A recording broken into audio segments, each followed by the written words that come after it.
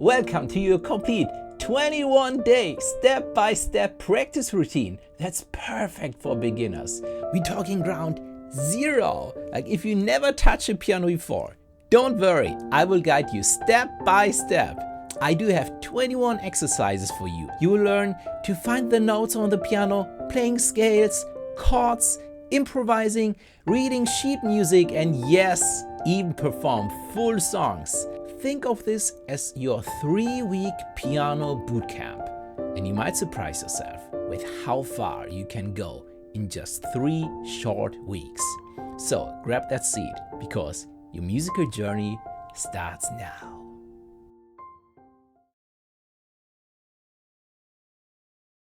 To navigate the keyboard, the good news is we can use the black keys as a guide. As you can see, the black keys are arranged in 2 and 3. And these groups help us locate important notes that we can use as a starting point to find all other notes. We call this our landmark notes. For instance, if I go to this group of 2 black keys, we can select the left one, then move to the white key on its left. This one is called C. But what I like to do is to go to the group of 3 black keys, choose the middle one, and then move to the white key on its right. This is our landmark note A. And this is my favorite because from here we can follow the alphabet. A, B, C, D, E, F, G. And again, A, B, C, D, E, F, G. And again, yeah, A, B, C, D, E, F, G. A, B, C, D, E, F, G. The notes are repeated again and again across the entire keyboard. And both C and A are great notes to start with. And by learning these landmarks, you're already making progress in your piano journey. So don't go anywhere because the next exercise is going to reinforce this knowledge and boost your piano skills to the next level. Okay, here's the exercise for day 1. The better you get at this exercise, the more confident and fluent you will be in playing the piano. We will do this together. I will name a random key on the piano and your goal is to place your finger on that key as fast as possible. But first, remove the letters. And here's how it works. We have 2 levels. Level 1. With your left hand, with your left pointer finger, you play the A. Remember, we have the group of 3 black keys. The middle one to the right is A. So our left hand pointer can stay there. And when I say play the note D, you have 3 seconds to go from A, B, C, D. Yeah, and this is your goal to find the D as fast as possible. When I say F, you need to count A, B, C, D, E, F and play this note. Okay? As fast as possible. Okay, ready? Place your left pointer on A. And now I call a note and I count down from 3, 2, 1, 0 and then I play the note to confirm if you are right or wrong. Okay, ready? First note is E. 3, 2, 1. The next note is F. 3, 2, 1. The next note is C. 3, 2, 1. The next note is G. 3, 2, 1. The next note is C. 3, 2, 1. The next note is B. 3, 2, 1. The next note is F.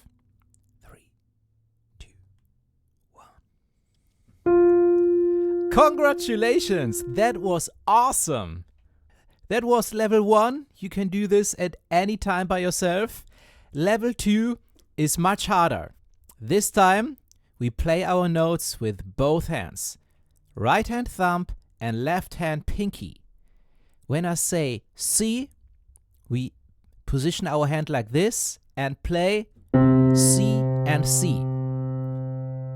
Always focus on your landmark note A with your eyes, because then when I say play the note D, you can count with your eyes A, B, C, D. Position your right hand thumb here and your left hand pinky here and play these notes at the same time. Left hand pinky, right hand thumb. These are both Ds. But this time you have 5 seconds. One first test. I say play the note C. Then we count 5, 4, 3, 2, 1. Yeah, and you can play this as fast as possible. When you know it earlier, you can play it earlier. Ready? Let's go. First, play the note A. 3, 2, 1. Okay. Next, play the note D. 5, 4, 3, 2, 1. Next, play the note F. 5, 4, 3, 2, 1. Next, play the note B. 5, 4, 3, 2, 1. Next, play the note C. 5, 4, 3, 2, 1. Next, play the note G. 5, 4, 3, 2, 1. Next, play the note E. 5, 4, 3, 2, 1. Next, play the note F. 5, 4, 3, 2, 1. Congratulations! That was awesome! That was not easy. And no matter if you made some mistakes or not, you can be proud that you tried it. Give yourself a round of applause because you have just learned how to find the keys quickly and easily on the piano. Keep practicing this exercise and you will see great results in your piano journey. Welcome to day 2. Today's an exciting day because you will learn your first chord. Chords are essential for playing the piano, as they form the basis of music. You can think of chords as building blocks of songs. And you might be surprised to learn that I didn't learn my first chord until I had been taking piano lessons for several months. But you're lucky because you will learn your first chord right now. So let's begin with exercise for day 2, playing your first chord the right way. First, we need to find our middle C on the keyboard, on the piano. This is the note that our thumb will play. Then we need to skip one white key to the right and play the next one. This is the note that our middle finger will play. And finally, we need to skip another white key to the right and play the next one. This is the note that our pinky finger will play. These 3 notes, C, E, and G. And these together, they make the chord called C major. Now, here comes the challenge. We need to play all these 3 notes at the same time like this. Please pay attention to how all the notes sound together exactly at the same time. Not like this, and also not like this. It's very important And it might seem easier than it actually is to play all notes exactly at the same time.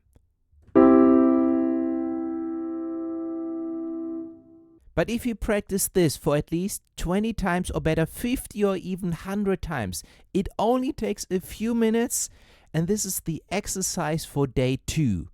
Play your first chord in the right and professional way. Please pause this video now and repeat this chord for 50 times, or better, 100 times. It only takes a few minutes, but it's very important that you really do this now.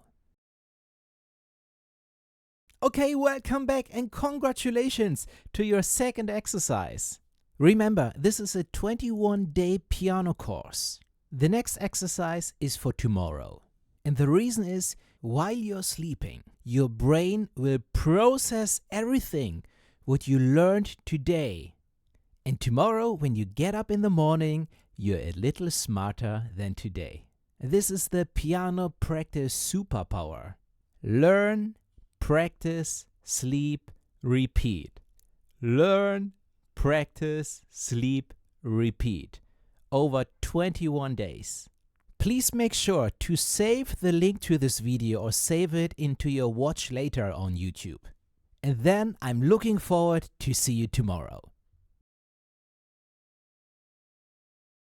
Welcome to day 3.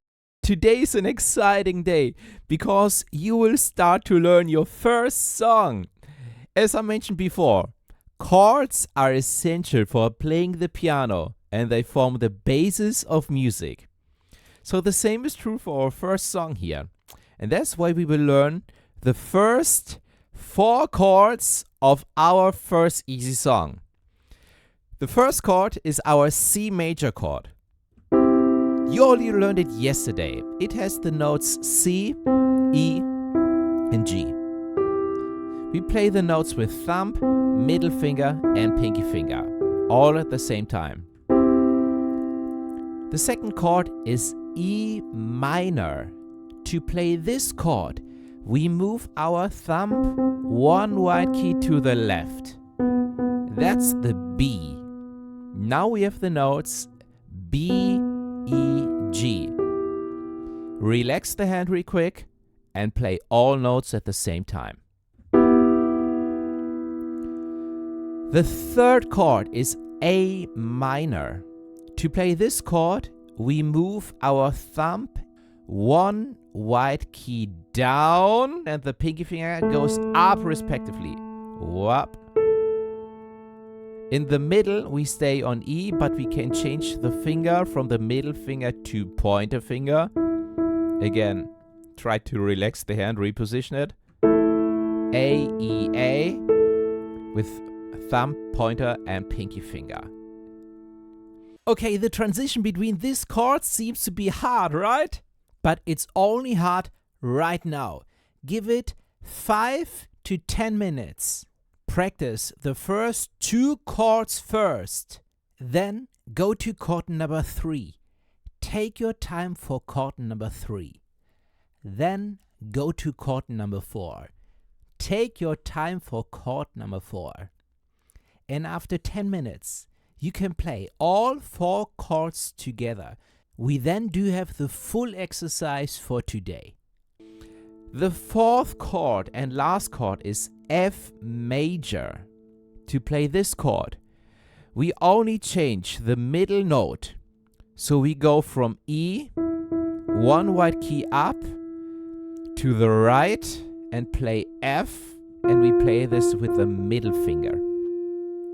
Now we have the notes A, F, A. And here comes the exercise. We will play each chord for 4 times like this. 1, 2, 3, 4. Thumb down E minor. 2, 3, 4. A minor. Thumb goes down, pinky goes up. And in the middle we change. We can still use the middle finger or use the pointer finger. What works best for you? 2, 3, 4, but now we need to change the finger. F, this goes up. 2, 3, 4 again. 1, 2, 3, 4. 1, 2, 3, 4. 1, 2, 3, 4. 1, 2, 3, 4. Congratulations! That was awesome! That was not easy. Make sure to practice this exercise very well, because tomorrow we will add more to it. Welcome to day 4. You will continue to learn your first easy song, and we will build on top of the chords you learned yesterday. Yesterday you learned 4 easy chords: C major, E minor, A minor, and F major. Today we will learn a special way to play these chords. Instead of playing all the notes at the same time, we will play them one by one in a certain order. So let's start with the exercise. Here's how it works. Let's start with our C major chord. We have the notes C, E, G, and we play them with thumb, middle finger, pinky finger. And now we play the notes up and down, one after another. Yeah, so we start with C, then E, then G, go back to E. So we have C, E, G, E. Yeah? And we play this for 4 times. So this is one round. 1. Now 2. Now 3. And 4. After 4 times, we move on to the next chord, E minor. Yeah, we move our thumb 1 wide key to the left to B, and we keep all the other fingers where they are. And again, we play the notes up and down for 4 times. 1, 2, now is 2. And 3. And 4. Then we move to the next chord, A minor. We move our thumb down and pinky finger goes up. Yeah, and again we play 1, 2, and you can try the pointer finger in the middle if this works better. And also you can move your hand a little like this. Yeah, if you can't play this, and if your hand is too small, you can, move your hand like this, because we don't play all the notes at the same time. Okay, for 4 times.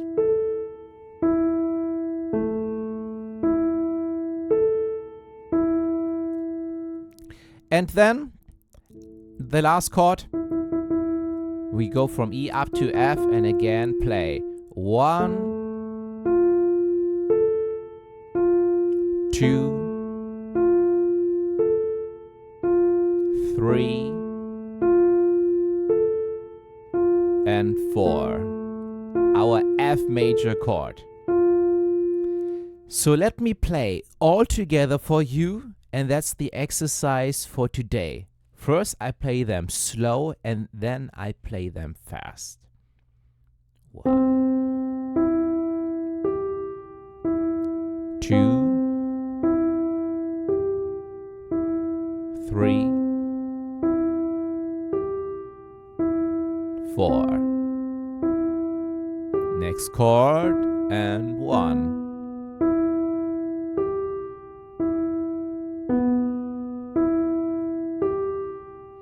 And 3. And 4. Next chord, 1. 2, 3, 4. And last chord, 1, 2,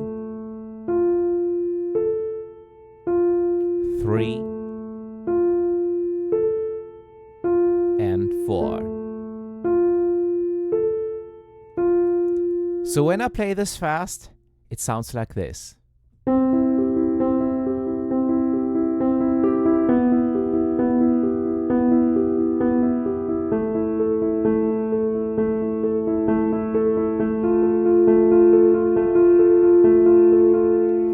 Enjoy, and I'm looking forward to see you for the next one tomorrow. Welcome to day 5. Today we are going to learn how to play the left hand together with the right hand in our song. And this is one of the most challenging skills for piano players. But don't worry, I will guide you step by step. First, I will show you the notes. Then you will practice the left hand, and then in part 3 we will play both hands together at the same time. So let's start with part number 1, the notes. So, the left thumb plays the note C. Then the pointer goes down and plays the note B. Then the middle finger plays the note A. And the pinky plays the note F. And please note, pinky finger and ring finger are the weakest fingers we have. Yeah, it might be hard for them for you to play them at first. This is totally normal for beginners, yeah? And it will get easier over time. It will probably look something like this, yeah? Okay, but these are the notes. So, part 2 is to practice the left hand, and we will count out loud and play. Yeah, this will help us play at a steady pace, not too fast, not too slow. Ready? Let's go. 1, 2, 3, 4. 1, 2, 3, 4. 1, 2, 3, 4. 1, 2, 3. And again. Thumb, 2, 3, 4. Pointer, 2, 3, 4. Middle finger, 2, 3, 4. And pinky, 2, 3, 4. Yeah, chances are high that you need more time to practice this. Please pause the video now and repeat this for at least 5 till 10 times. And that was part 2. Then let's move on to part 3. We are ready now to play both hands at the same time. And the trick is to play the left hand note at the same time as the right hand note, the first notes. And then the right hand will continue to play our chord as we did yesterday. So let me show you. We play it together. And the right hand continues to play the chord for 4 times. 3 and 4. So then for the next chord, for the E minor chord, right thumb goes down and left hand plays pointer, both at the same time. And the right hand continues alone. And then next, left hand plays A, right hand plays also A, thumb and middle finger. And the right hand continues to play our chord for 4 times. And last chord, left hand plays F, right hand plays A together. And the right hand alone continues with the chord, but also this should be not too fast and not too slow, nice and steady, and we will count. 1, 2, 3, 4. 1, 2, 3, 4. 1, 2, 3, 4. 1, 2, 3, 4. Awesome! And that's the exercise for today. Practice and repeat this for at least 5 till 10 times. You can do this slower, that's totally fine. Enjoy and see you tomorrow for the next exercise.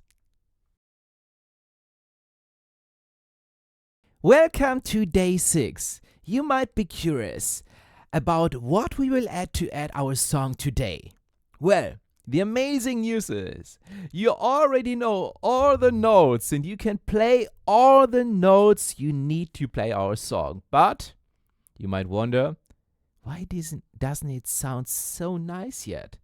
Well, that's because we need to add some emotion to our music. And that's what we will do in today's and tomorrow's exercise. I will introduce you to 2 very important fundamental techniques to make your music more expressive. Today, we will use a tool that we have on the piano. And this is the foot pedal. If you don't have a foot pedal, I strongly suggest that you get one. You can find one for 10 or 20 bucks in any popular online music store if you have an electric piano. If you have an acoustic piano, you probably already have 3 pedals. In that case, we will use the right one. For everyone else who has 1 pedal, great. That's the one we need. And this pedal is called the sustain pedal. And what it does is very simple. Let me show you. When I play this note here, yeah, and then I take my fingers off the keyboard, the piano stops playing, right? We don't hear it anymore. But now, let me do the same, but this time I press the pedal with my right foot. And it looks like this, and when I take my hand off the keyboard, the note keeps playing. We still hear it, and that's what the pedal does. It keeps the notes playing and sounding longer. And that's a great tool for us at the piano to make our music sound more beautiful. But we need to be careful how we use the foot pedal. And here's the general rule of thumb. You press it with a new chord at the very beginning. Yeah? You keep it pressed, yeah? But then when we change to a new chord, you lift your foot up and immediately press the pedal again. That's right. You only lift it very briefly and press it again. This way, you can make sure that the notes don't get mixed up between chords, because this doesn't sound good. Yeah, when 2 chords are sound together the same way. Yeah, I always call this sound porridge. Yeah, so we want to avoid this. For this reason, when we play our next chord, we lift the foot and press it again. So let me show you how it works. So I play, and now when I say the word now, I lift my foot and press it again quickly. Yeah, every time I say now, watch what my foot does. Now, now, now, now. Okay, so for our complete song, it looks like this. Now, 2, 3, 4.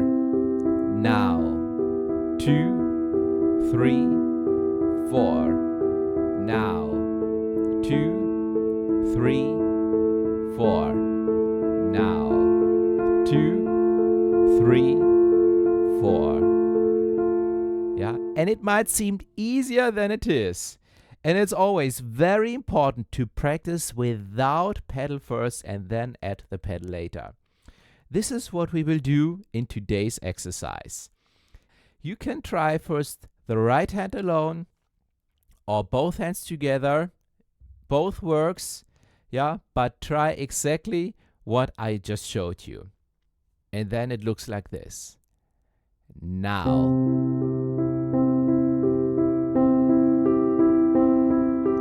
Now.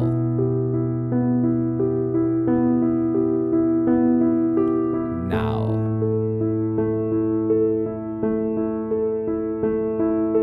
Now.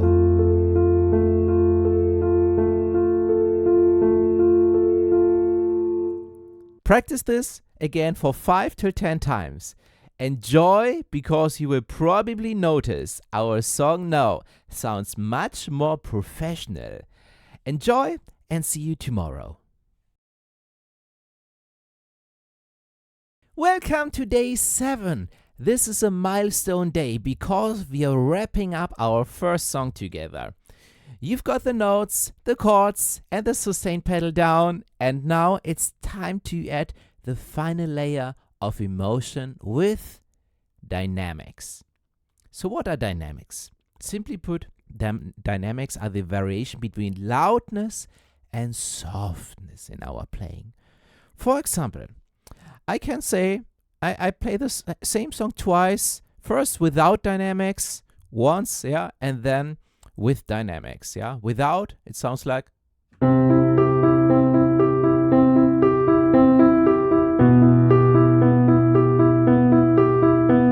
Yeah, and with dynamics.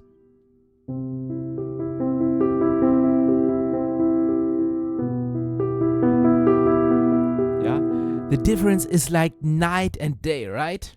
The power of emotions.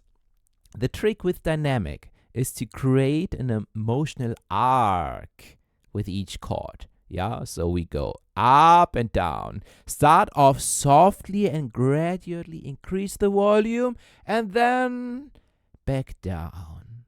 Yeah.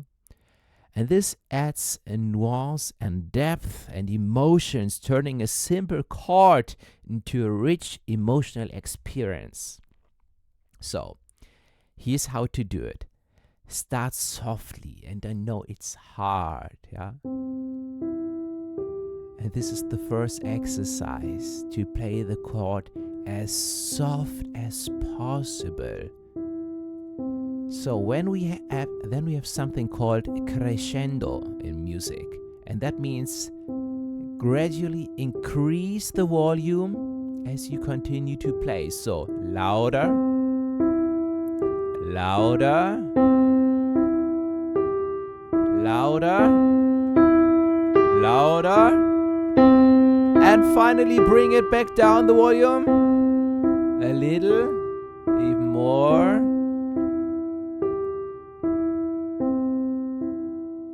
and more,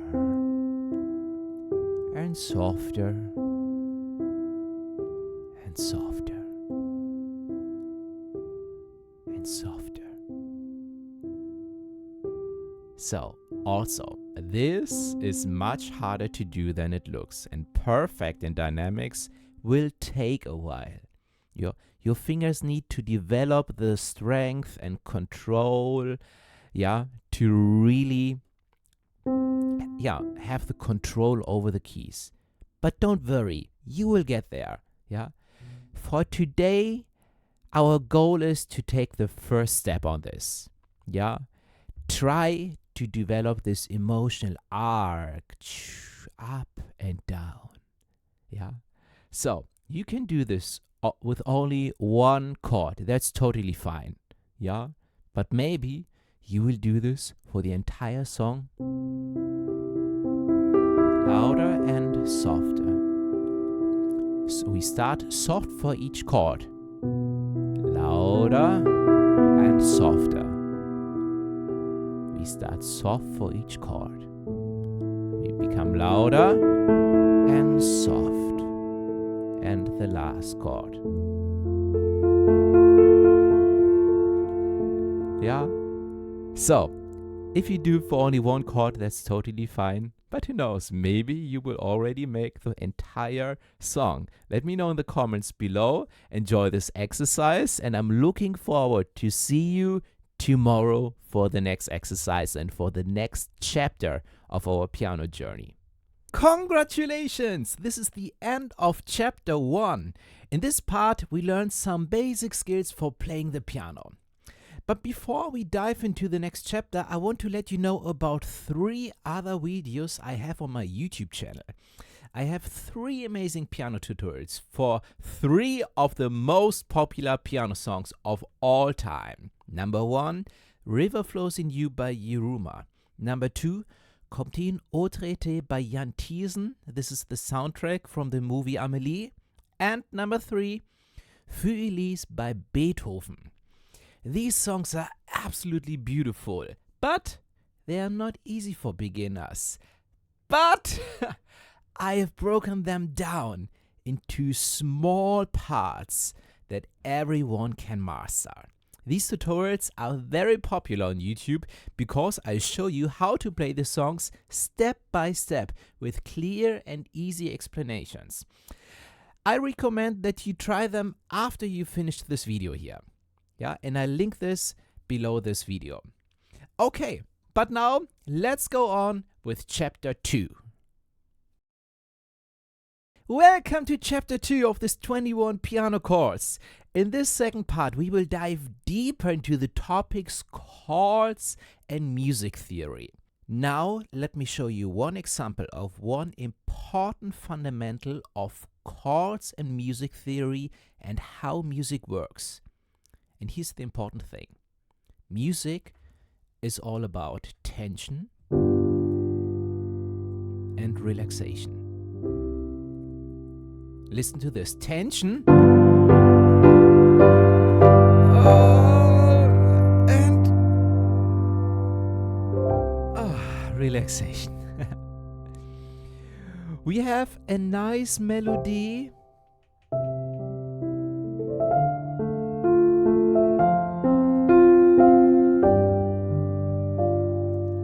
That creates tension, but at some point it needs to be relaxed.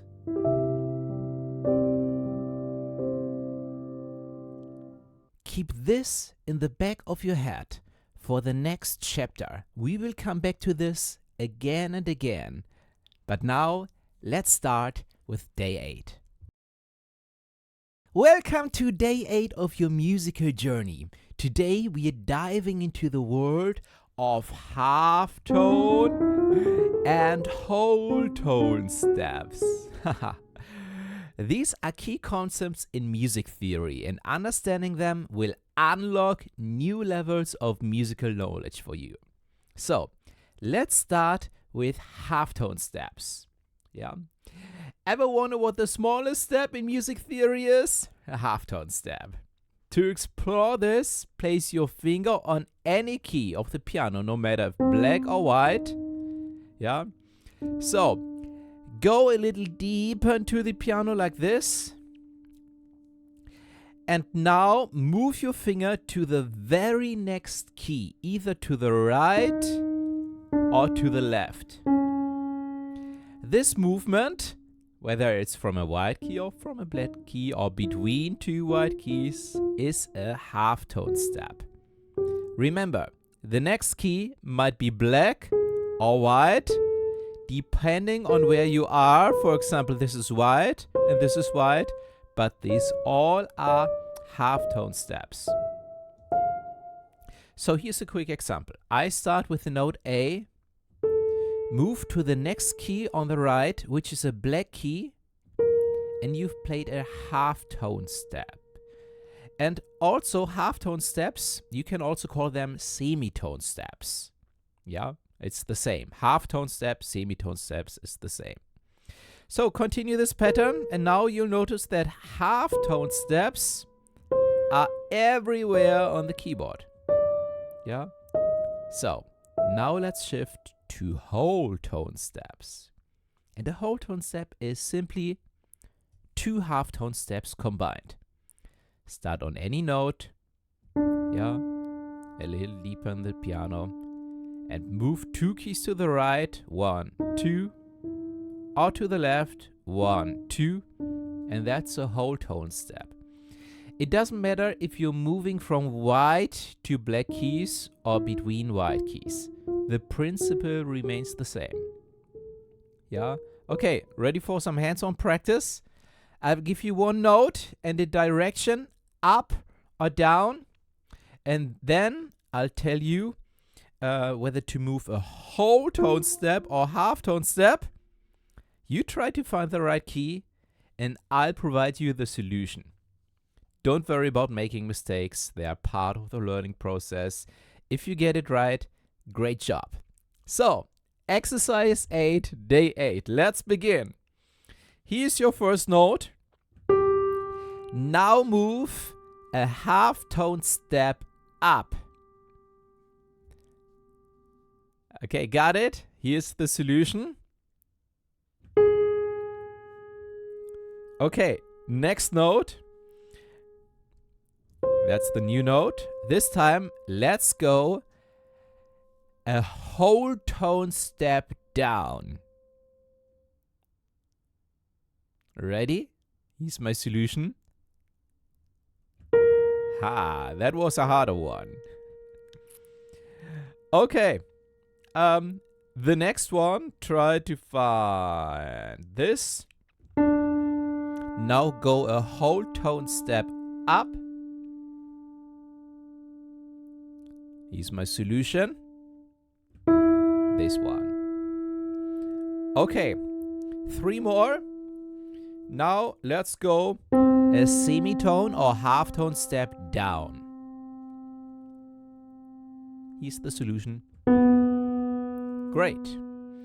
Okay, now let's go a whole tone step down. Here's the solution. 1, 2. That's it. Okay, now let's go a whole tone step up from this note.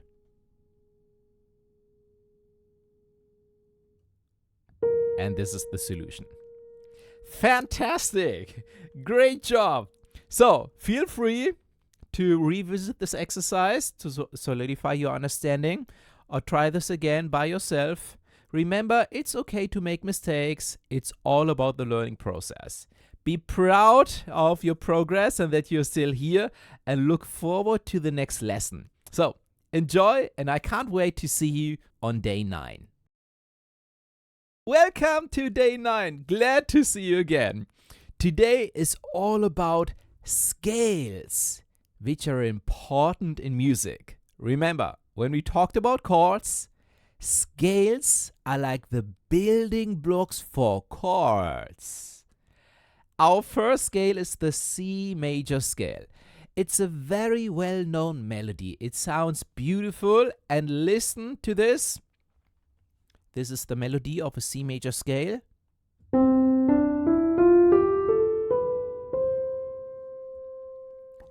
So listen to this again and remember, this is the melody of a major scale. Do, do, do, do, do, do, do. Yeah, as you learn more, you will see that we can play this melody starting from any piano key. We will get to this in a second. Yeah, but for now, just know that a major scale can start from any key. Okay, think of a major scale as having 7 notes. 1, 2, 3, 4, 5, 6, 7. And the 8th note is the same as the first, just higher pitch, 1 octave higher. These are both notes C.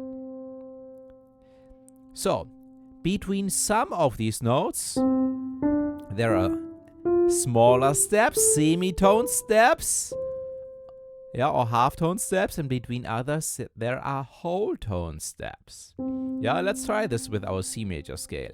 So we start with C, we have a whole tone step, we have a whole tone step, we have a semitone step, half tone step between 3 and 4, between the third and fourth note. We have a whole tone step, we have a whole tone step, we have a whole tone step. And now, this is my 7th note and 8. This is a half tone or semitone step. So, that's important to remember.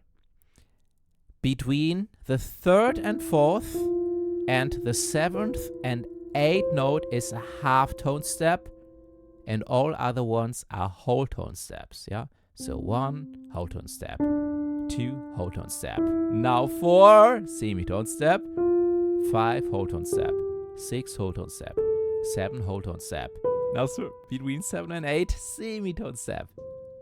Again, from 3 to 4 and from 7 to 8 semitone steps. This is now very important for our next exercise. This will be a little challenging because now we will try to find a major scale from D. Because to play the same melody we had before, this lo do do do do do do do, the melody of a major scale. This time we need black keys, because if I don't use the black keys, it sounds like this.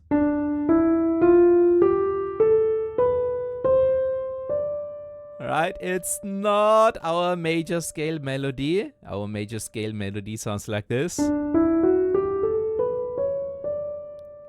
So, to find this, we start with D.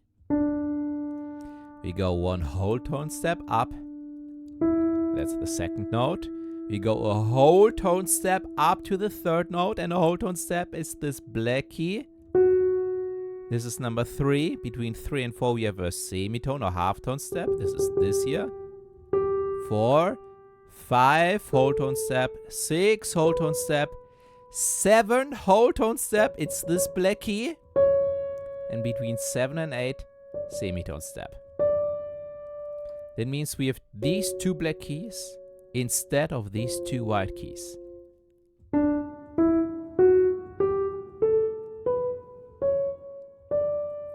So, this is how it works.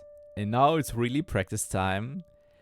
For you, your task is to start with the note E.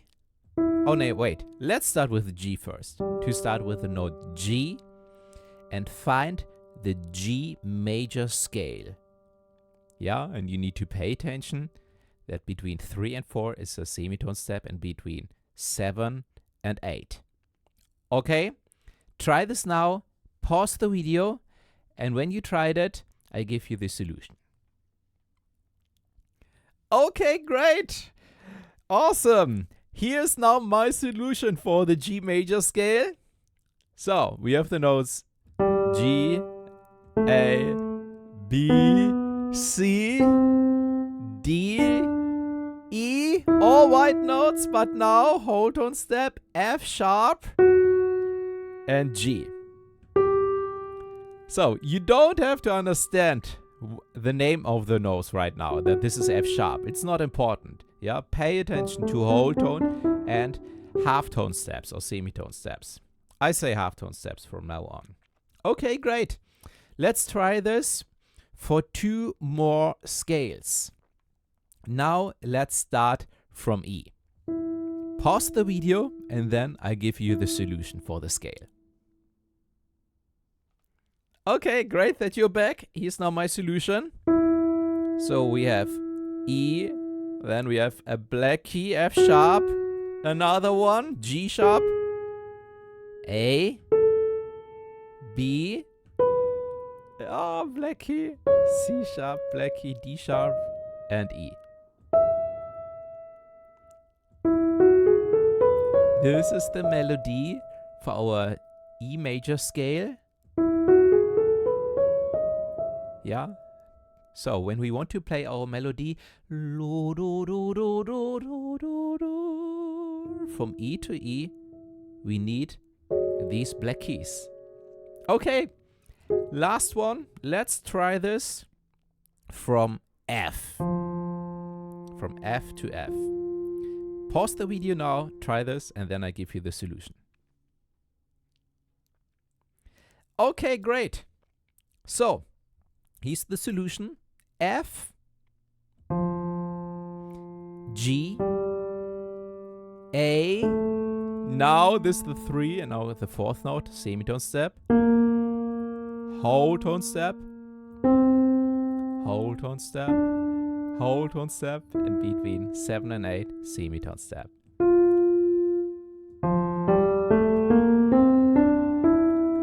Again, our melody of a major scale, this time from F to F, and this scale is called F major, because we started from F and played the melody of a major scale. These notes are the groundwork and the basis of a lot of songs that are written in the key of a major scale. Very, very popular. So if this seems hard, I have some help. Yeah, I made a free ebook with all this information, with easy to understand pictures and graphics, and you can download it in the link below. It's part of my free piano beginner course at my website werdemusiker.com. If you don't have it yet, I recommend to pause the video, get it now, and then come back to the video so that we can go on.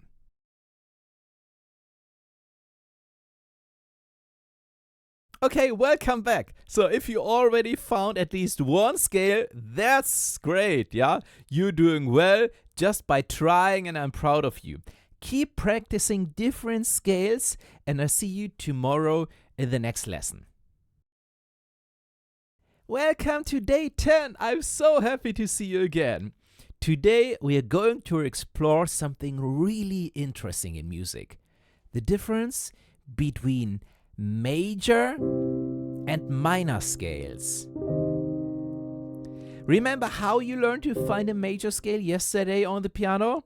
Great job on that. Now let's dive into the world of major and minor scales. You see, in music we have two main moods or types of scales. Major, which is often sounds happy and bright, and present, la da da da da da da da. And then we have minor, which can sound a little sad, thoughtful, and melancholic.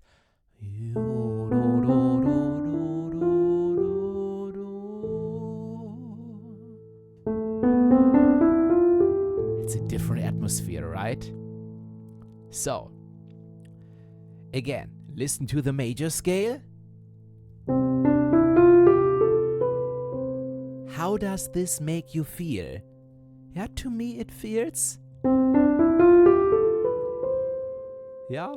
powerful. Yeah, it's like present, a little happy, hopeful. Yeah, and now let me play a minor scale.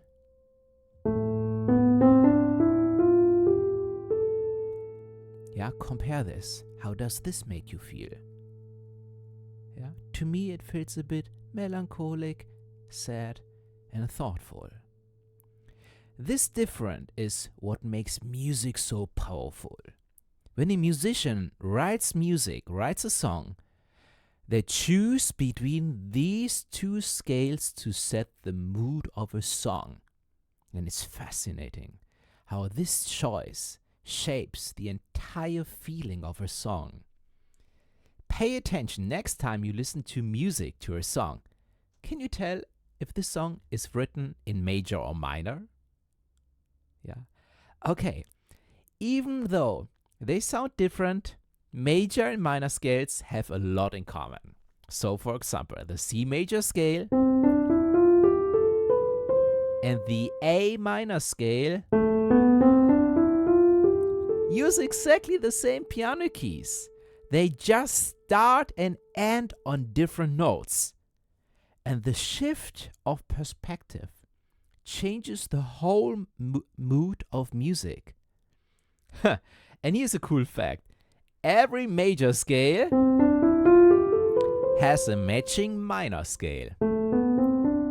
Yeah, and this is called the parallel scale. Yeah.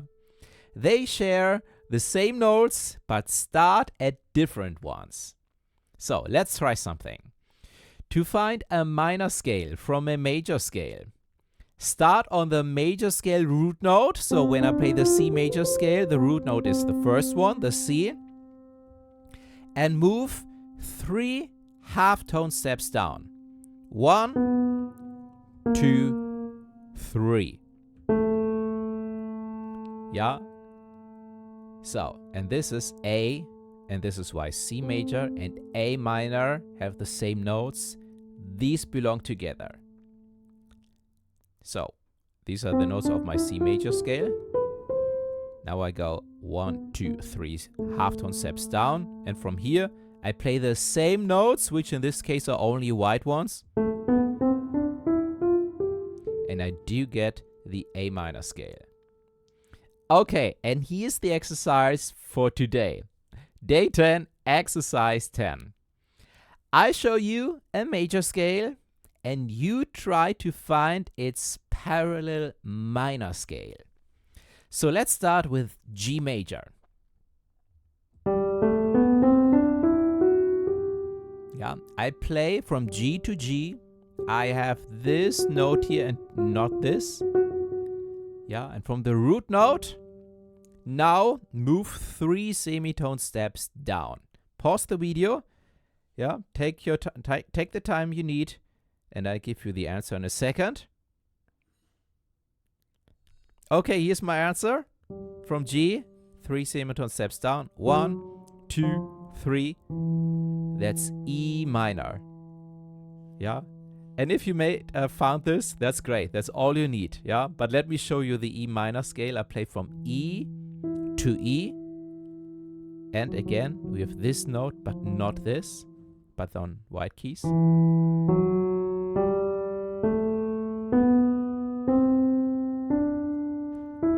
That's the E minor scale.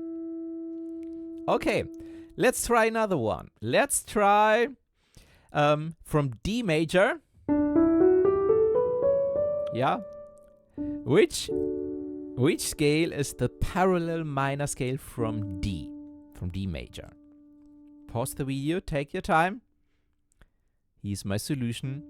1, 2, 3. It's B minor. Yeah. So, and the scale is this one. Isn't it interesting how shifting a few notes can changing the mood of music? Yeah. You're doing an amazing job learning this. You should know, we are already very advanced because with different scales it can become quite complicated, yeah, and it will take some time that you're really familiar with this, but you will get there. There's so much more to explore in music theory, yeah, and I cover these topics all in my online courses at werdemusiker.com on my homepage. I have free but also premium courses. Again, the link is in the description below. If you really want to dig deep in all these topics, that's the way to go. Okay, but you're doing great. You can be proud of yourself. You're learning important aspects of music theory, like the difference between major and minor scales. You even found some parallel minor scales to a major scale, which is great. Maybe try to find an entire minor scale by yourself, but I have some more great exercises in the next days. Welcome to day 11 of our music theory journey. It's great to have you here. Today, we're diving deeper into scales. Remember the C major and A minor scales?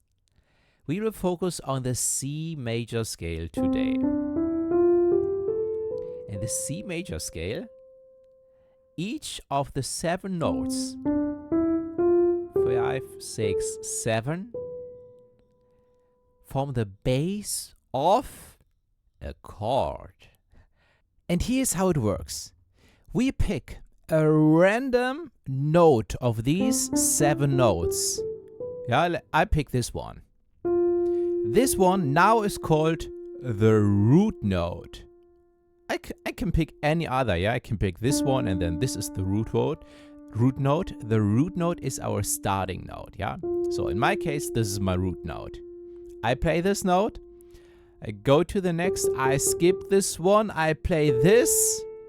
I go to the next one on the right. I skip this one and play this. And here's my chord when I play these notes together. And I can do this from each of these notes of a scale. And that means, or I love to call it, that these 7 notes are the material of what music is built. Yeah, when we build a house, we do have stones and cement or wood or whatever the material is. Yeah. So in our case, we have a scale. Just 7 notes are the material of most of the songs that exist. And from each of these notes of a scale, yeah, we can say this is the root note, and then we form a chord as I just showed you. And then we also do have 7 chords. And what just happened? We took our material, our scale notes, yeah, we blend them together to create something, yeah, to create a wall of a house. Yeah, we can also say when we are cooking something that the notes are not the material but the ingredients, yeah, and we have to mix them together. And the first thing that we are mixing out of these scale notes are chords. So let's explore these chords. Vital for playing songs in C major. Start with the root note, with C. Skip the next white key and press the following one with your middle finger. Then skip another and press the next with your pinky finger. This gives you the C major chord. We had this before, right? So now, and that's new, move your hand as it is, shifting each finger up 1 white key. Oop. This is the D minor chord. And we can follow this pattern to discover all 7 chords in our scale. We go 1 white key up, E. E minor. Yeah, we go 1 white key up, F major. We go 1 white key up, G major. We go 1 white key up, A minor. We go 1 white key up. This is B diminished. It's not important. We nearly never need this chord. That's number 7. So here's the funny thing. Every song is written using one scale. For example, many songs are written in the scale of C major. Many songs. Let It Be by the Beatles or the Sonata Facile by Mozart. Yeah, and this means that these songs and pieces uses only these notes and only these chords that I just showed you. 1, 2, 3, 4, 5, 6 different chords. Yeah. Yes, we have a 7th one, but it's very, very rare. Okay. Now, let's talk about major and minor chords. Because some of these 6 chords are major and minor. Yeah. And the chords on note number 1, then 2, 3, 4, and 1, 2, 3, 4, 5 from the 5th note are major chords. Major, major, major. Because this is a C, it's called C major.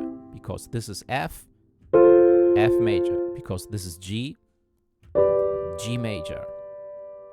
So, the other ones from number 2, 3, and 6. Yeah, 2 is our second note, 3, yeah, 1, 2, 3 is our third note, and 6, 1, 2, 3, 4, 5, 6. These chords are all minor chords. And this is the exercise for today that we will start now. Because you need to understand and memorize these numbers. So, and here's the exercise. Now I name a number and you let me know if it's a major or a minor chord, okay?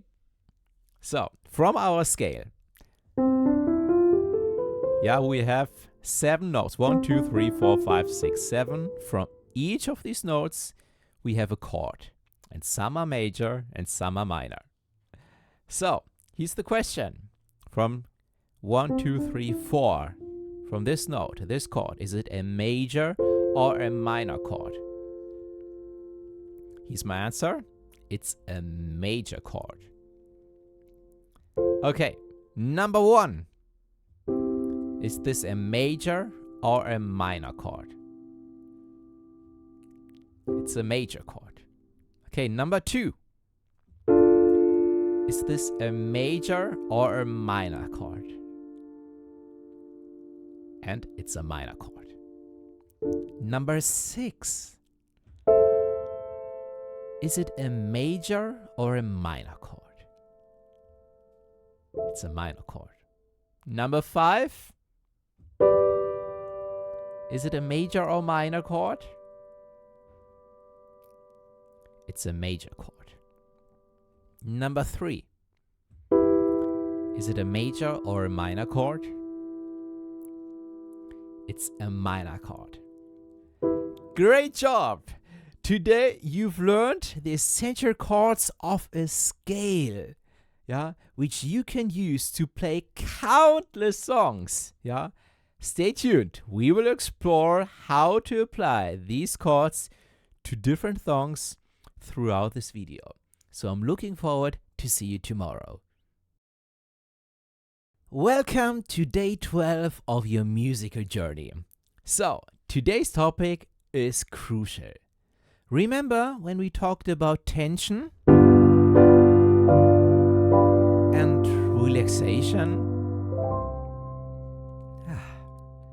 Yeah, and we talk about this today and how it works with chords. So understanding this concept is the key to grasping music theory and how songs create emotion. So, first, let's simplify our chord names. We did this yesterday already, yeah, because I said we do have a chord from number 1, from number 2, number 3, number 4, number 5, number 6, number 7. So we have a chord from each of these notes. This is our scale, and from the first note we have a chord, from the second note we have a chord, from the third note we have a chord, and so on, right? So, because we have a lot of numbers when it comes to music, yeah, we have numbers for everything. These numbers here that represent the chords in our scale, we will write them as Romanian numerals. Yeah? So, you can see here we have number 1, 2, 3, 4, 5, 6, and 7. So, this is how we name, yeah, when I say now play chord number 1, yeah, we have this Romanian numerals. So, each number is a chord, yeah, and each chord in a scale has a level of tension or relaxation, yeah. So, and here are the numbers with relaxation, and these are number 1 and number 6. Total relaxation. Our first chord and our 6th chord. 1, 2, 3, 4, 5, 6. These chords have relaxation. Then we have a chord with maximum tension. And this is chord number 5. 1, 2, 3, 4, 5. And all our other notes have moderate tension. Number 2, 3, and 4.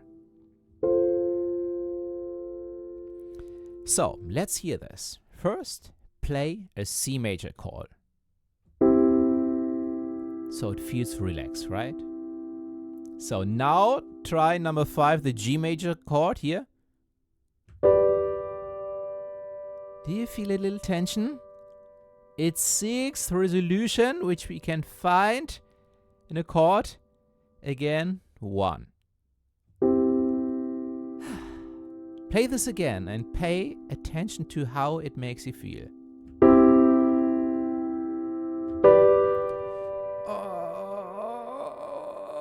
And back to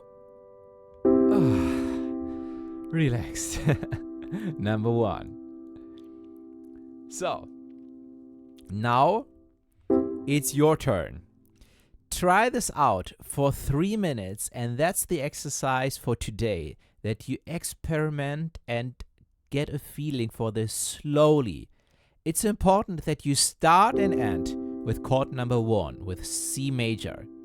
But in between, try to play different chords. For example, you can go to chord number 4 and then go back to number 1. And then again, 1, number 5, and back to number 1. Yeah? So, give it time and you will start to see music in a whole new light. Yeah?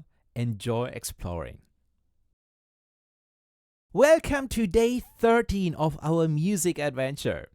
Today we're going to have some fun with music, moving beyond music theory into playing songs using 4 simple chords. But first, let's dive into a new technique.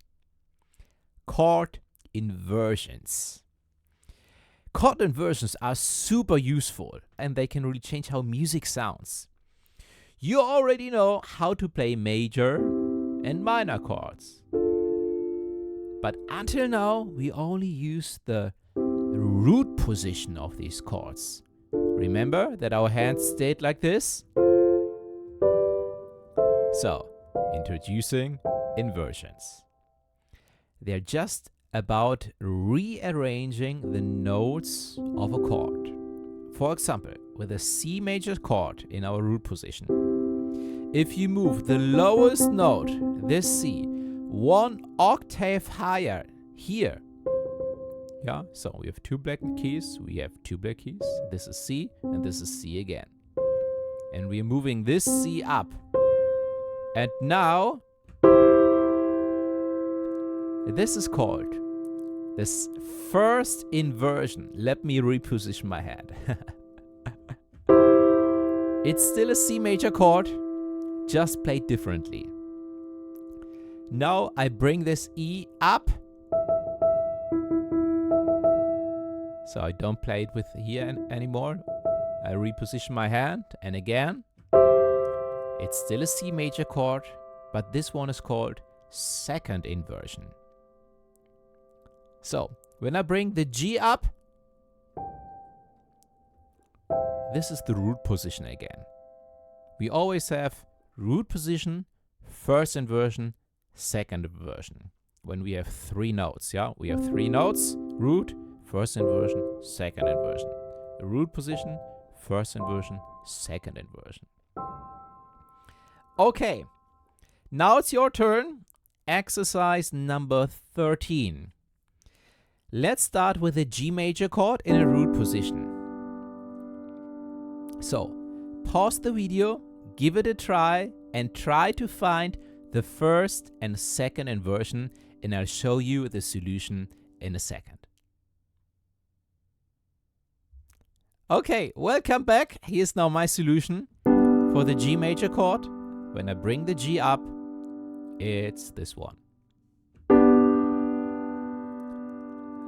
So, for the second inversion, I bring the B up, and the second inversion is this one.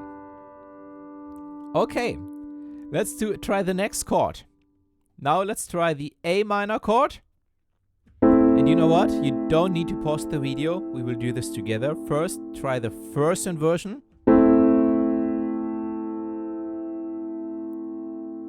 I'll give you the solution in a second. Yeah, I play this here, I reposition my hand, and then I play it. That's the first inversion. Now let's try to find the second inversion. So, the C goes up, I reposition my hand, and this is the solution. A minor chord, second inversion. Great! Let's try this for the F major chord. Try to find the first inversion. And here's my solution. The F comes up. Reposition the hand. This is the first inversion of F major chord. So, second inversion. Try this. And here's my solution. The A goes up. Reposition the hand. Second version of the F major chord. Great! So, you can try this out now, also for other chords if you want, for D minor, yeah, for all our chords from the C major scale. You can try this out now. If you have time, if you want to do this, if you need a challenge, yeah, but you're doing great, yeah, that was the exercise for today, to find the inversions. We go on with the next exercise and with the next technique tomorrow. I'm looking forward to see you there, and this will be super exciting. Welcome to day 14. Today's lesson is super exciting because we're going to apply what we've learned yesterday and play songs using inversions. We have 4 chords. And we make use of our inversions. So, and we will explore a new concept. And this is the principle of minimal hand movement. Or we can also call it the principle of the smallest hand movement. It's the same, just a different wording. So let's dive in with the chords A minor, F major, C major, and G major. And you will be amazed how many popular songs are based on these chords. Yeah, and to illustrate, I will play 2 well-known piano pieces that use exactly these chords.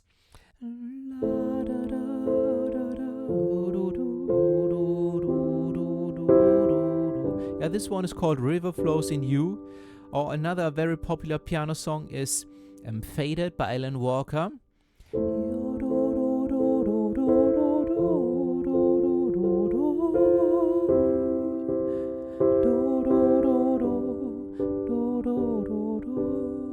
Yeah, these are these 4 chords, and there are so many more songs you can play with these 4 chords. But I choose these 2 songs because these are 2 very popular songs in the piano community. Okay. So let's find these chords. We are starting with our scale. C major scale. 1, 2, 3, 4, 5, 6, 7, and 1. So we are starting with chord number 6. 1, 2, 3, 4, 5, 6. This is our A minor chord. So I can also play this here. Yeah. 1, 2, 3, 4, 5, 6, and I played here. And I want to play this in the second inversion. So I bring the A up, that was yesterday. I bring the C up, and this is our second inversion of the chord. So next, my goal isn't to focus on inversions from now on. This was also for the first chord. Now, here's the principle of our minimal hand movement. And this approach not only makes playing piano easier, but it's also a more cohesive sound, yeah, and smaller movements often produce more appealing melodies. Here's how it works. Yeah, let's say we're moving from A minor to F major. We check which notes are shared between the chords, yeah? I keep my A minor chord here. Now I play the F major chord. 1, 2, 3, 4. This is F. Let me play the chord with the left hand. So, now I need to check which notes between these two chords are the same. And I start with the first one, F, and I don't see it in my right hand. I see E, I see A, I see C. So, but the F is here. So, then let's check A. Yes, I do have 8 in my right hand. Now let's check C. Yes, I have C in my right hand. So, that means we need to play F and not E anymore. And that means all we need to do is bring the thumb up for the F major chord. So, the next chord I want to play is C major. I played with my left hand to have the notes. So, and again, do I have the C in my right hand? Yes, I have it here. Do I have the E in my right hand? No, it's here. Yeah. Do I have the G in my right hand? No, but it's here. That means I bring these two down. So, and the fourth chord I want to play is G major. Let me play it here. G, yeah. So, again, G. Yes, I have it. I have it here. Do I have B? No, but it's here. And D is here. That means I can keep this here, but I need to bring these two down. So, first, let me make this clear. We are now very deep into the topic of music theory, and this is not easy. And you can study this for your entire life, yeah?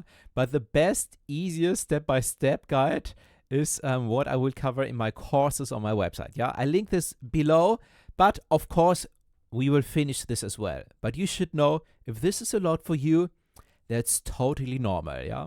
You will get there over time.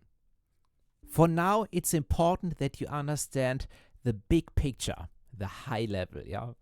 So, and you don't have to find everything by yourself, what I just showed you. Yeah, but you should know that this is the principle of the smallest hand movement, and we're making use of the inversions that we learned yesterday. And I provided you the solution, yeah?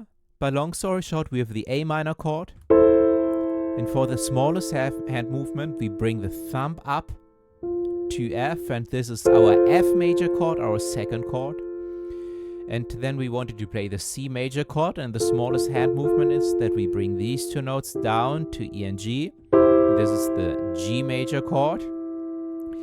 And our last chord is the G major, and all we need to do is bring these two notes, E and C, down to D and B. So, it's a bit tricky, but I believe in you, yeah? Using what we just did, A minor, F major, and these are the most efficient transition to C major and G major, yeah? And the key is to move your hand as little as possible, the principle of the smallest hand movement. Very important in music. Yeah, this is how orchestra music is made. This is how piano music is made. This is how pop music is made. Yeah. Don't worry about making mistakes, but your exercise now is to play these chords like this.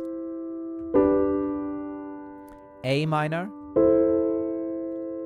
F major, C major, and G major. Let me do this again very slow. A minor. Thumb goes up, F major. Middle finger and thumb go down, and I play the point instead of middle finger, C major. And now thumb goes down and ring finger plays instead of pinky finger. Again, A minor,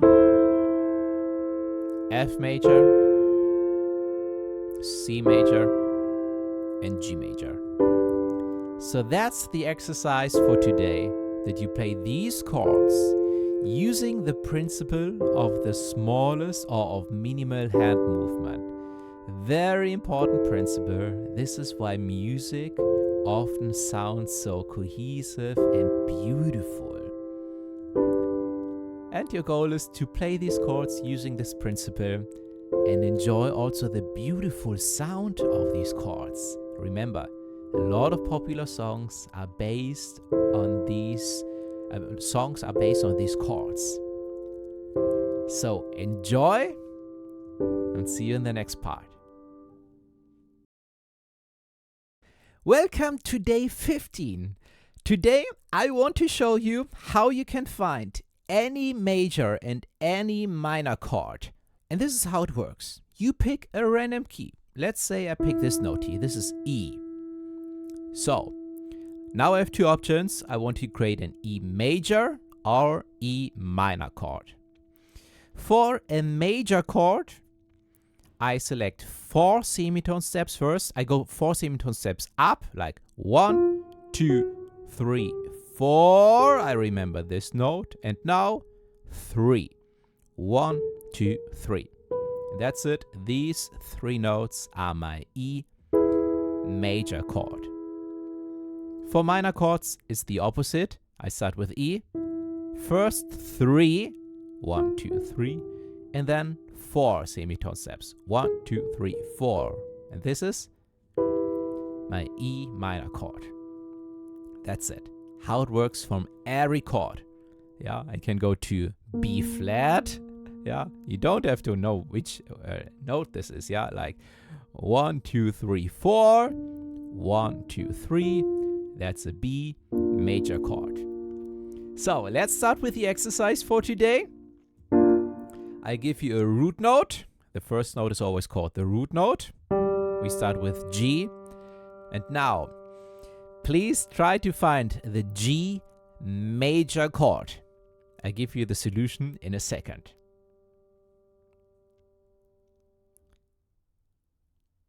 So here's my solution.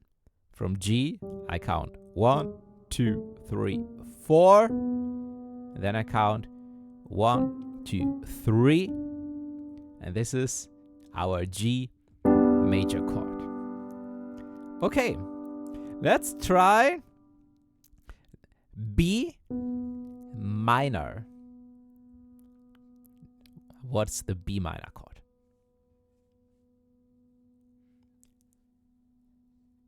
Here's my solution. 1, 2, 1, 2, 3. And then 1, 2, 3, 4. That's a B minor chord. Okay, the next one. From D. What's the D major chord?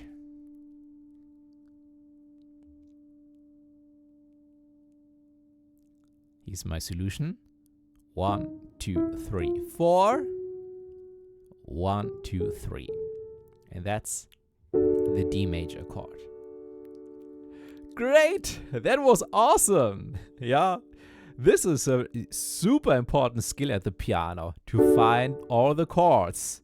Yeah, we had the principle of chord inversions before. Yeah, I know it will take some time to play all the chords in all inversions. Yeah, it took me a couple of years. It won't take you that long. Yeah, you will probably be able to do this like in 3 months or so if you train this with the right instructions. Yeah, but knowing to play all these chords will enable you a lot of things, yeah, and this is what we will cover in the next part of this video, and this is just a summary of chapter 2. Welcome to a summary of chapter 2. Remember, you don't need to grasp every detail right away. The main takeaway here is the importance of chords in music composition. But I want to show you something very important that even some professional pianists don't know. That every song at any given time has one chord, but only one. And I want to show you this with Für Elise by Beethoven, because this is something that really a lot of professional classical pianists don't know.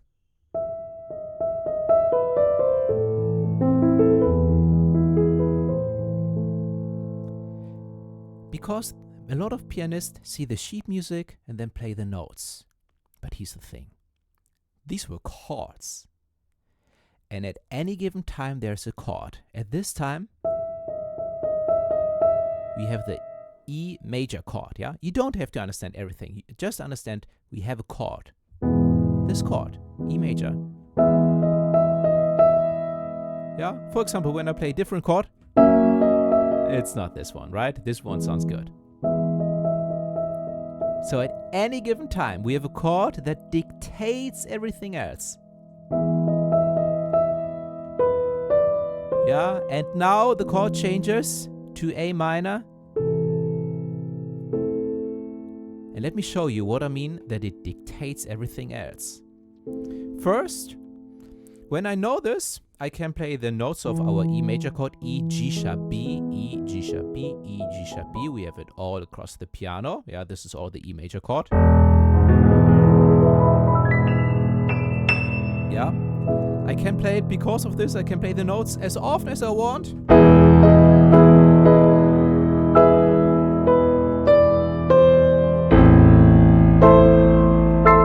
Yeah, and then the A minor chord.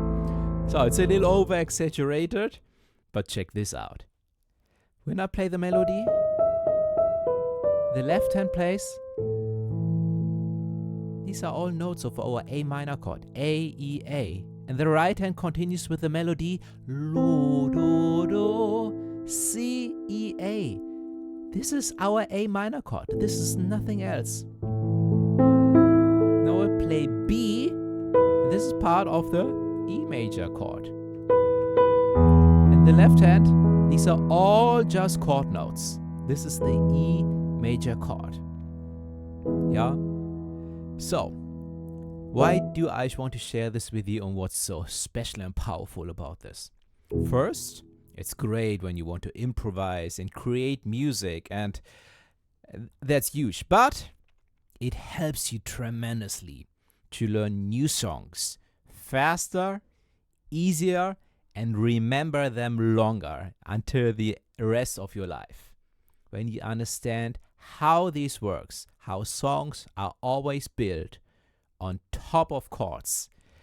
And it surprised me all the time that a lot of professional pianists still don't understand this and don't know this. And that's why I created a course, which is a premium course. It's called Discover the Secrets Most Piano Players Will Never Know. But here's the special thing. Right now, you can get this course for free as a bonus with my piano crash course for beginners. So depending on when you see this video, check the site out in the below this video. I link this in below this video. And if you are lucky, this course is still a bonus for free. Usually I sell this for $99. It's a premium course. It's comprehensive. And it explains you this concept here in detail. It's nothing for absolute beginners. But I mean, hey, right now it's free. You can get it now and learn with it maybe in a couple of months or so. So of course I always appreciate your visit on my website werdemusiker.com. I try to offer as much as possible for free, and I appreciate you being here. Just another quick example, also Sonata Facile by Mozart. Yeah, C major, lo, do, do, G major, lo, do, do, do. Yeah, chords all the time. The melody, lo, bop, bop. Yeah, that was a C major chord. Yeah, So, when you understand this, it makes everything so much easier. Piano Concerto number 1 by Tchaikovsky. Yeah, sounds huge. These were just 3 different notes: C sharp, E sharp, and G sharp. Yeah, but they are repeated a lot. Like, yeah, I repeat them here, I play them here. Yeah, chords. And many pianists make the mistakes, try to read all the single notes. And don't get me wrong, I love reading sheet music, and we will cover sheet music in this video here as well. But it's a huge mistake. Try to read every single note when reading sheet music, yeah? Instead, when you know the principle of the chords behind, everything will get so much easier and faster and more fun. Okay, that's what I wanted to share with you, and I'm looking forward to see you for the next exercise on day 16.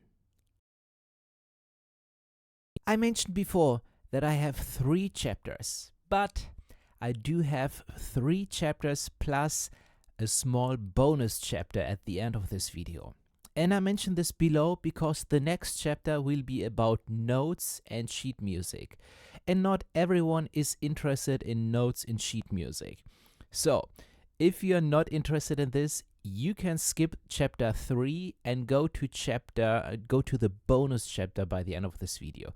I highly recommend the bonus chapter. To be honest, I do also recommend chapter 3, but it's totally up to you.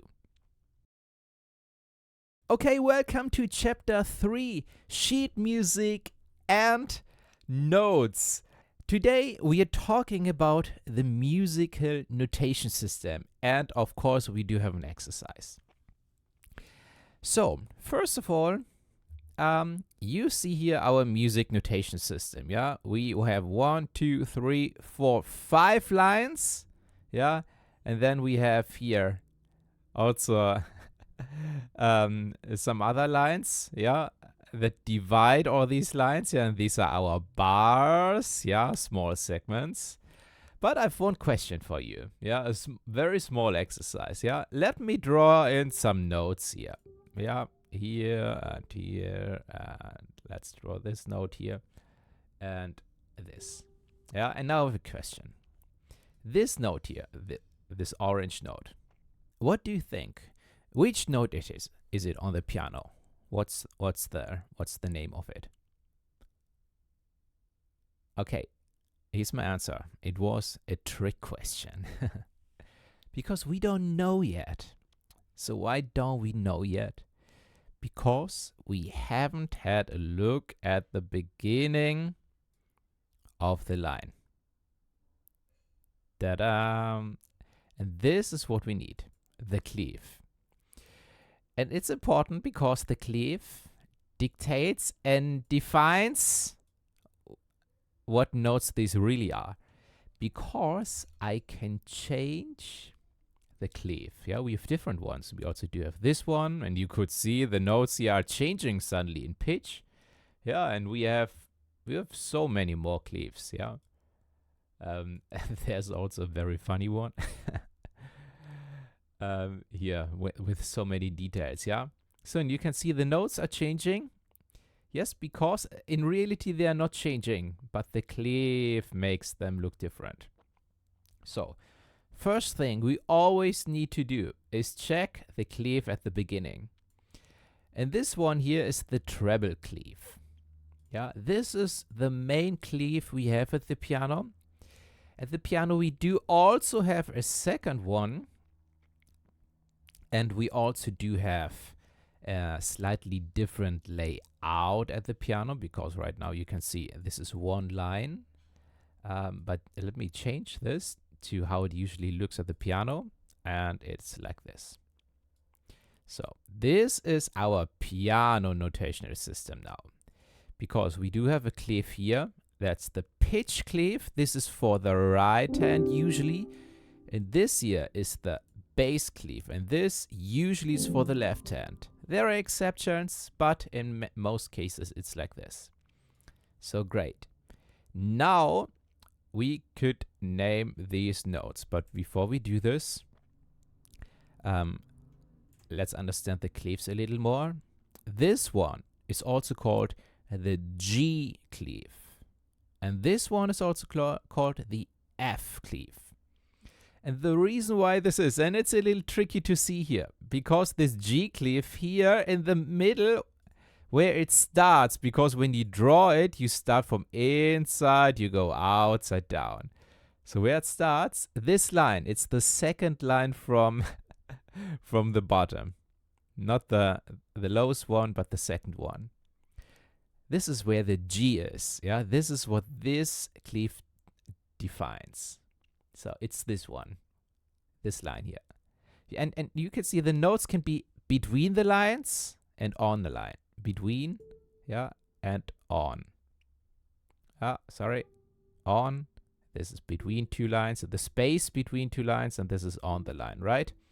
So, but the G and where this clef starts is this guy here. So this is the G. Yeah, and when you have a look exactly on the left side, this is where it starts. And on the piano, it's this one. This is middle C, this is the middle of my piano, and this is this G. And from here, when I now go to the next note higher, and it's in the space between two lines, I go from G to A. And because we can say A, B, C, D, E, F, G, it's exactly what's happening now. A, B, A, B, C, D, E, F. Oh, A, B, C, D, E, F. That was a little too high. G. Yeah, so the first one is G, and then we have A, B, C, D, E, F, G. A, B, C, D, E, F, G. That also means when we go from the G down, we have F, E, D, C. Yeah, so this is how it aligns with our notes. And that's also great. This is really defined by this clef. When we have this G, it's not this, it's not this, it's not this, it's not this. It's really this one. This is how it translates to the piano. So, for the left hand, and the left hand is nothing we will cover in detail here, because this would be much too much. But to make it short, where the left hand starts, see where the clef starts, yeah, it's called the F clef, and that means on the line where it starts here, this note is called F. And very important, this F is not this F, but this F. And this is why we do have a bass clef. Yeah? It not only says it's an F, but it's an F 1 octave lower. Yeah, so when I play now this G and this F, it's these notes. Right hand, left, right G, left F. Yeah. So we could count now from the bass clef also down, as we did before with the right hand. But to be honest, this is not what we will do in detail. Yeah, E, D, C, and so on. We now have an exercise for our right hand, because I will draw a note. I will draw some notes now. Yeah, and you try to find the notes on the piano, and I give you the solution. So the first note I draw is this one. So please show me this note on the piano, and I give you the solution in a second. Okay, here's the solution. This is G. So let me draw another note. Now I draw this one. So what you need to do is you can really count your way up, yeah? So you can start from the G now. Now you know this is G. Yeah, and then you can see, is it in the space between the notes, or is it on a line? Yeah. And I have a tip for you as well in a second. But what do you think? What is the next note? This one. And here's my solution. It's this B. So, and here's a small trick. You can see both notes are on the line. They're not in the space between. Yeah, this would look like this. You can see this very well usually on the piano. Yeah, that this is between in the space, and this one now is on the line again. So, and when we go from on the line to on the line, on the piano it always looks like this.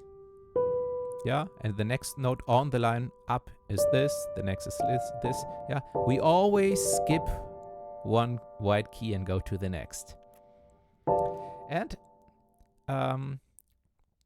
this helps us a little because yeah, we will get to this later. Yeah, but for now you should know this helps us a little.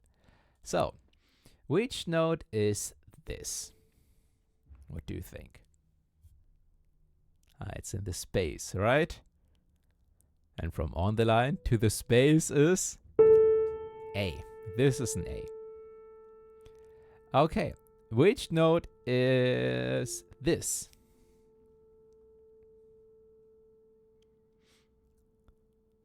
Okay, here's my solution. This is F. Great. So, now a little harder. What do you think? What is this?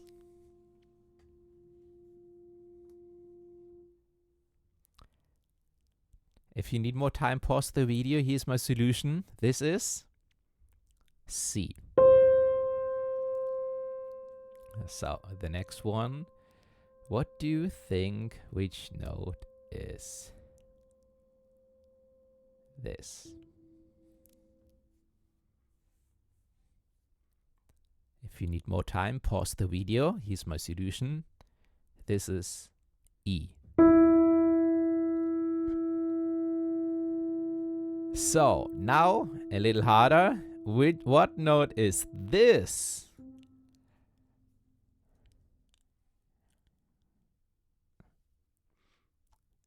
So, this is a C. This C here. And you can see there is another line that we usually don't have. Yeah, and this is like an additional line that we can draw if we are leaving the notational system. Yeah, you can see this is I can still draw notes here. Yeah, and I get additional lines for this note. Yeah, and the same when I go below.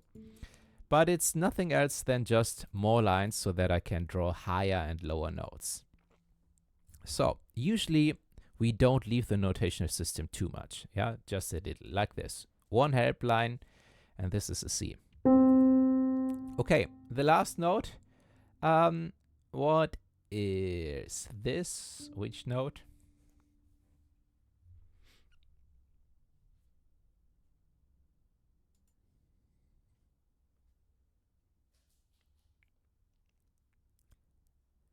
Okay, here's my solution. This is D. Okay, great. So, that was a first small exercise to find the notes on the piano. You should know there are more tips and tricks, and you can learn a lot when it comes to notes. We will cover some tricks in the next lessons, but also if you're interested in much more, yeah, I'll link some resources in the description below the video. But great, you did it. The next day, the next lesson, it was a small exercise. You can be very proud of yourself, and I'm looking forward to see you tomorrow. Welcome to day 17. You can see I still have the notes from yesterday here.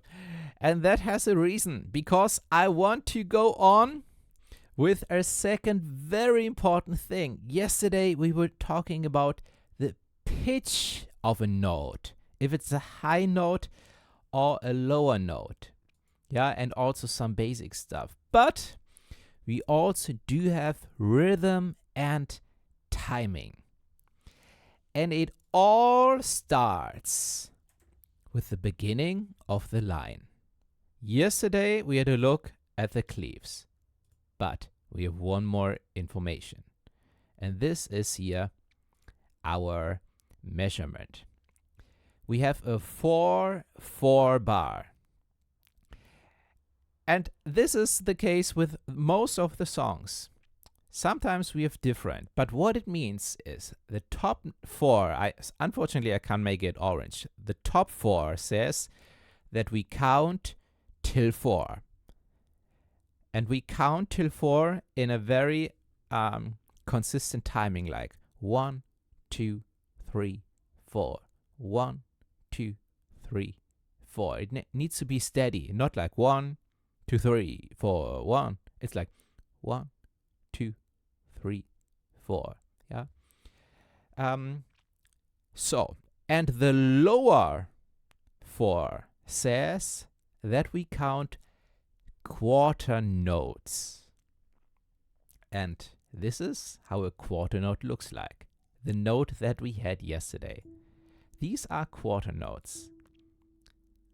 And this is just a definition. Yeah, there's not more to understand.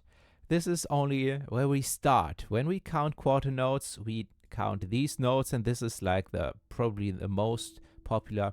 We call it note value. So, and now I do have 4 of these quarter notes in one bar.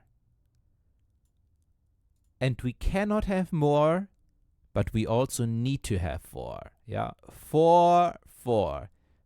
The top 4 says we need 4 notes, and the lower says we need 4 quarter notes. And now we do have something called the metronome. It's a click, and you can hear the click now. And this is my 1, 2, 3, 4. 1, 2, 3, 4. So I highly recommend getting a metronome. You can probably also go online and search for a metronome online, and you get this click, which is a very steady and consistent click. And this is the heartbeat of our song. Yeah, all music has a heartbeat. And this is our metronome. And in the metronome, I have to say, hey, I want to play 4 quarters, like here. And I can give it a speed, like how fast I want to do this. Yeah, for example, what we just heard was the tempo 62. That means we have 62 beats per minute.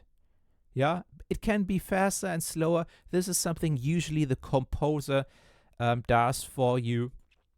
Sometimes we have a little more freedom. Yeah, but in general, we get this information, the measurement at the beginning and also the tempo from the composer of a song. Okay, so, and then we have the metronome, and we just turn it on after having the settings, yeah, and then we hear this click, and this is the heartbeat of the song. And this is very important to understand and to read rhythm. So, in this case, we have quarter notes, yeah, like 1, 2, 3, 4. And we play one note exactly with the metronome, like 1, 2, 3, 4. Yeah, this is what these notes say. So, we do have other note types, and these are 8th note. 1 and 2/8 note are the same as 1 quarter note. Yeah, so these two are the same as 1. Yeah, that means we can use double the notes. 1, 2, 3, 4. 1, 2, 3, 4. And now our bar is full. So now we count 1, 2, 3, 4. 1 and 2 and 3 and 4. Yeah, when I now play this, it sounds like this. Let me turn on the metronome. 2, 3, 4. 1, 2, 3, 4. Did you see that I first played 2, 3, 4, and then 1 and 2 and 3 and 4? Twice as fast. yeah, because these eighth note are twice as fast, but also steady and consistent. Everything is very steady and consistent, very straight. So we can go on and on. Yeah, we can divide this into 16th note, and these are even much faster. Oh, and also much more in one bar. Yeah, and they are not much faster. Only they are twice as fast. It's always twice as fast and twice as much. That's funny. So these are 60 notes. Yeah, so when I play this now, and I start from the beginning here, like these are the quarter notes, then I have the 8th note, and now I have the 16th note. Yeah, so I just played this here all. And in theory, there is no ending. Yeah, it can go from 16th note to 32th note and 64th note and so on. In general, we don't have to, it won't be too crazy. But we have the opposite.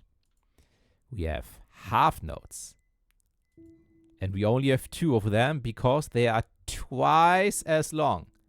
So one of these guys is like 2 of the quarter notes. And that means when I play this bar, it's 1, I stay for 2, and then 3, and I stay for 4. 1, 2, 3, 4. So, and the last one, also important, is sorry, is this one. I make it here. It's only one note, and this is the whole note, and the whole note is like 4 of the quarter notes. Yeah, it's 1, 2, 3, 4. It's the very long note.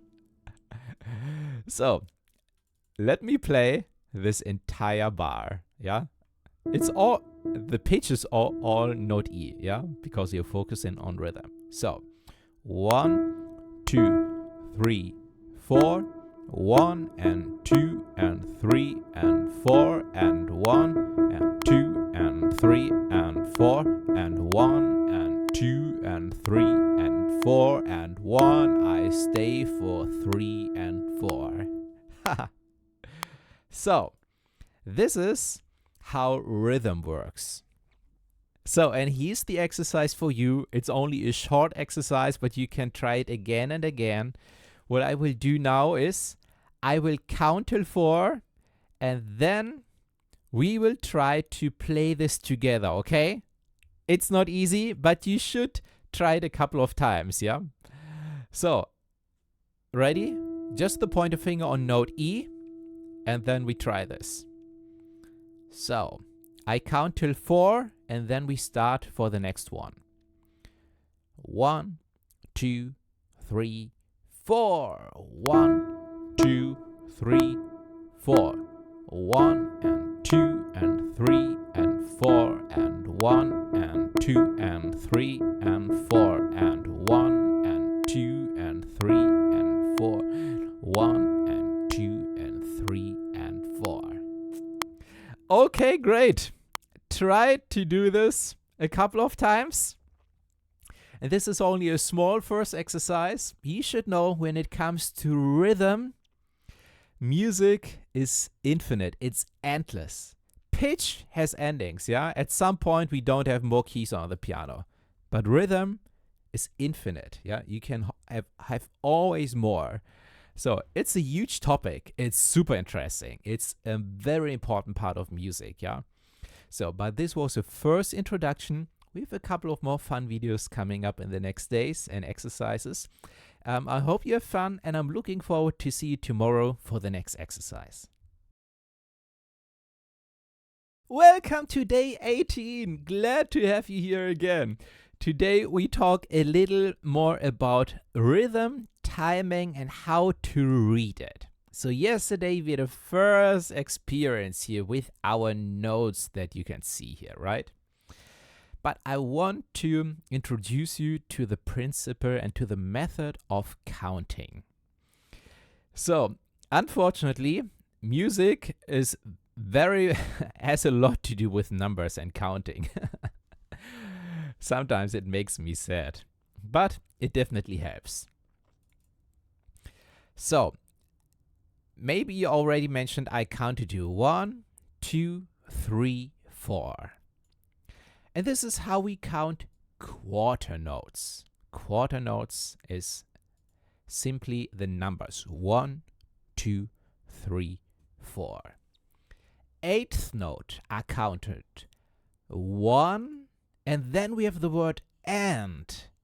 Yeah, 1 and 2 and 3 and 4 and this helps us a lot, because pay attention when I count now.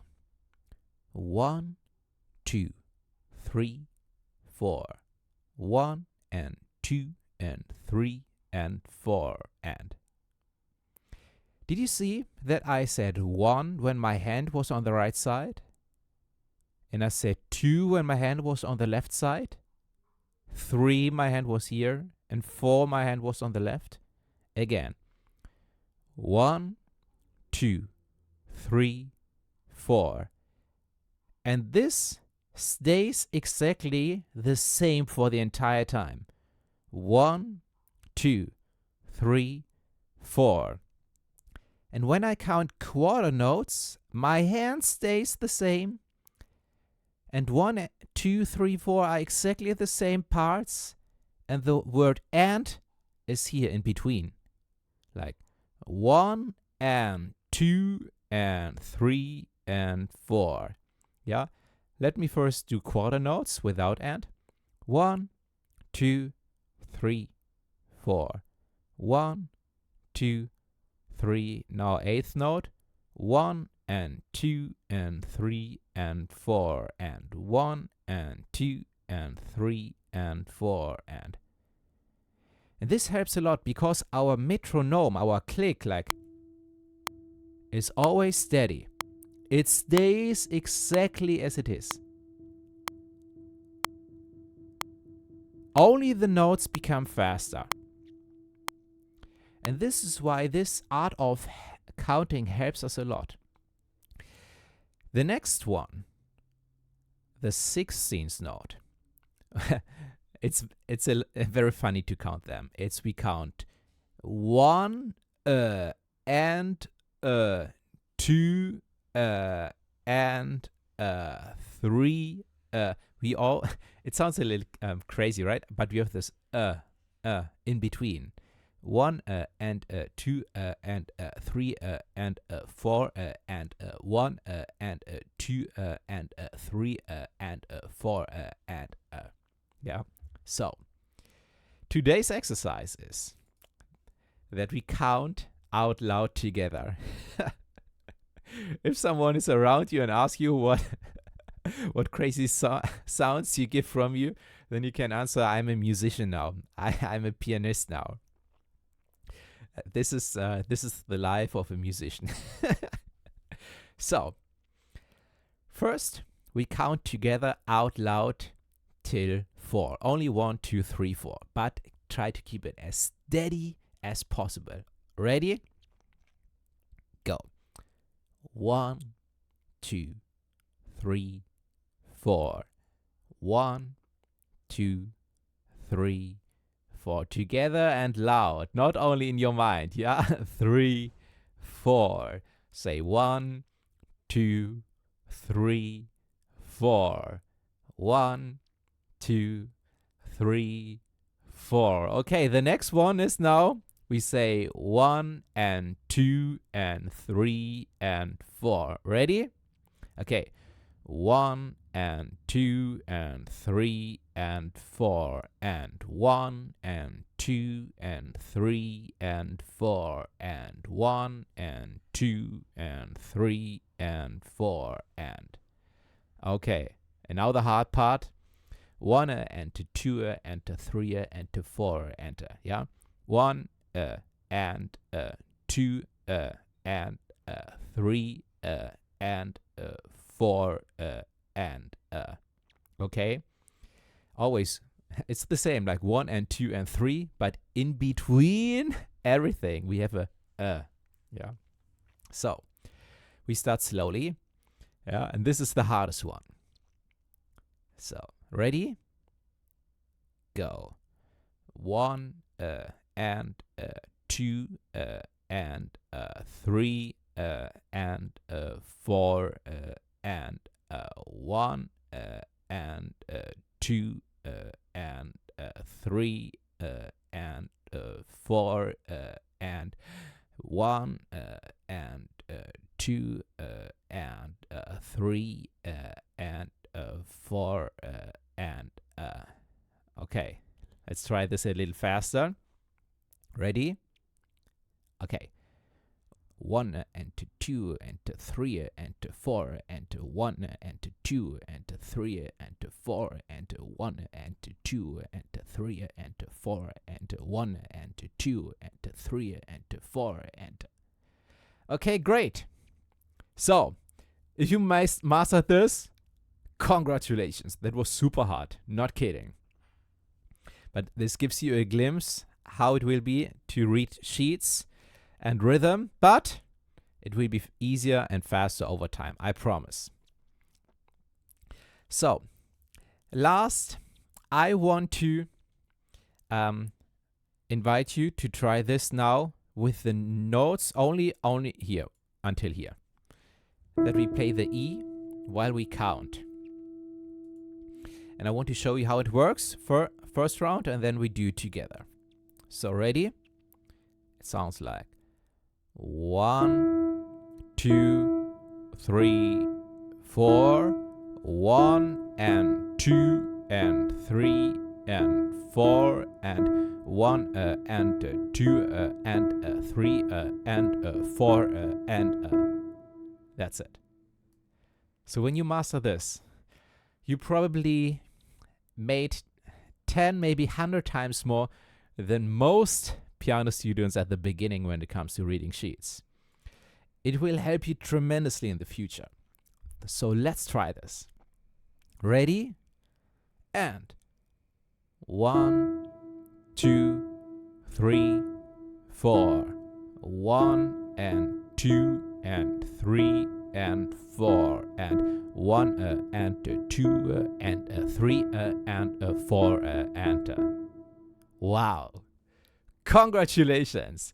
Try this again. Oh, congratulations only because you tried it, because you were brave enough and you're still here, and that's great. You can be really, really proud. Try this again a couple of times now for 5 till 10 minutes to get a feeling, and you even can feel this in your body, the rhythm, when you really pay attention.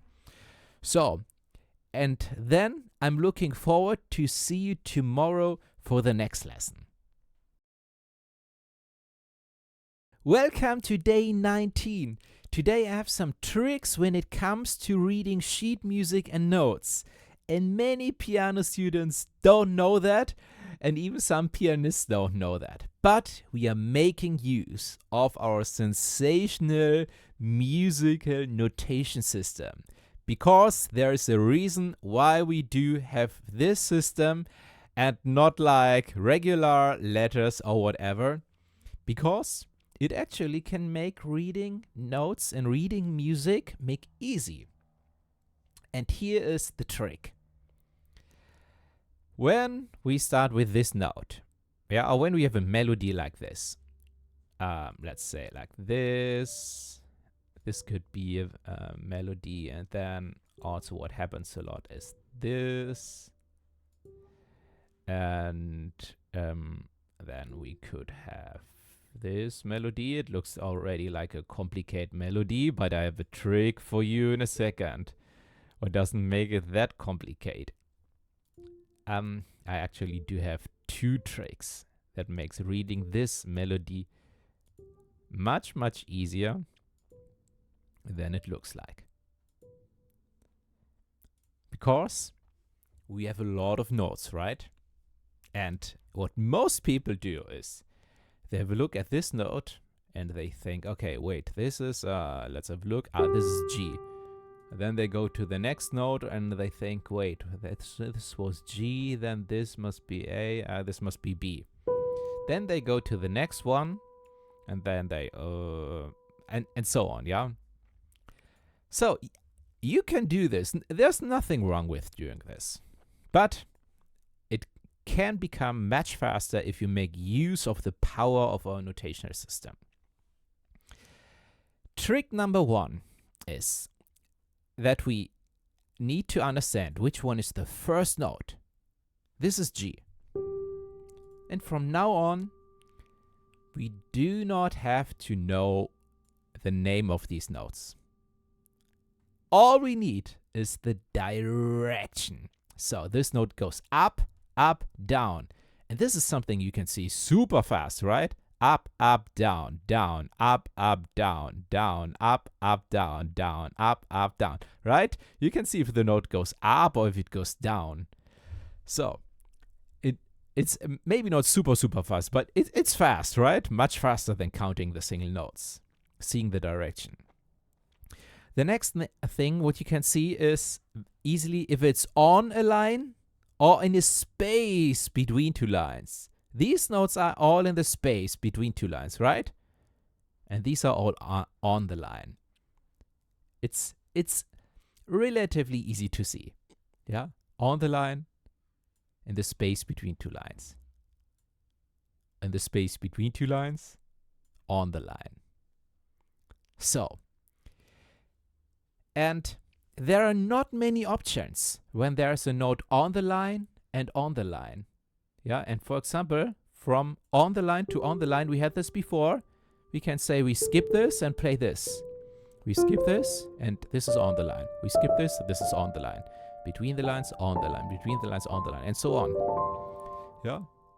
And we have not many options. Also, usually notes are close together. Yeah, it's not often that we have a melody like this. Yeah, usually notes are very close together. This is a very rare, because this melody also doesn't sound nice. Yeah, most melodies sound nice that are close together. So, that means to play this, all I need to do is to understand this is G. Then I go to the up, and this note is on the line. That means it's this note. I don't have to understand what I'm playing here. Yes, this is B, but I don't have to understand that I play B. Yeah. So I go, and this, I go up, and I go, it's also on the line. It's this note, and then I go down, it's on the line. So these notes are these. Wow. So, there's one important skill that you need to develop to work with this system, and it's trust. You have to trust, and you should be afraid of making or playing a wrong note. And when you trust this, that you have a look at the first note, and then you only have a look. Does it go up, up, and down, and it's on the line? Yeah, and then you simply play it and trust the process.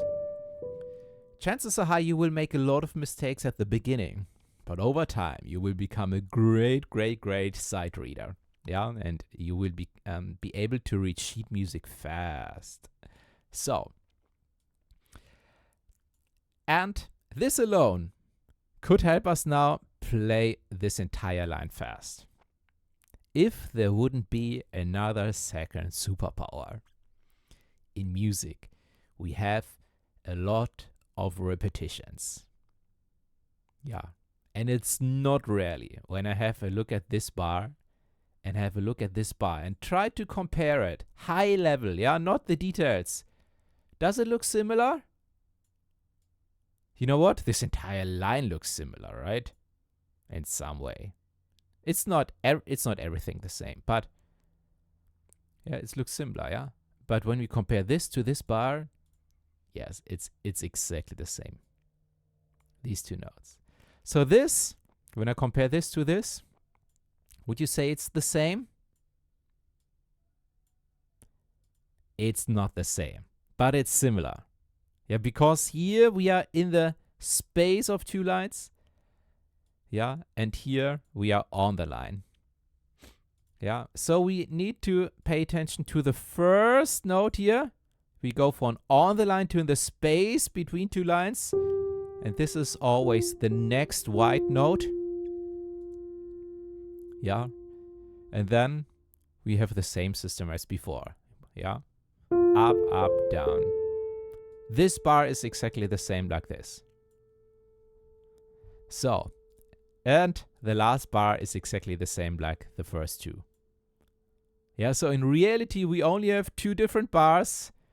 Yeah, but they are repeated again and again.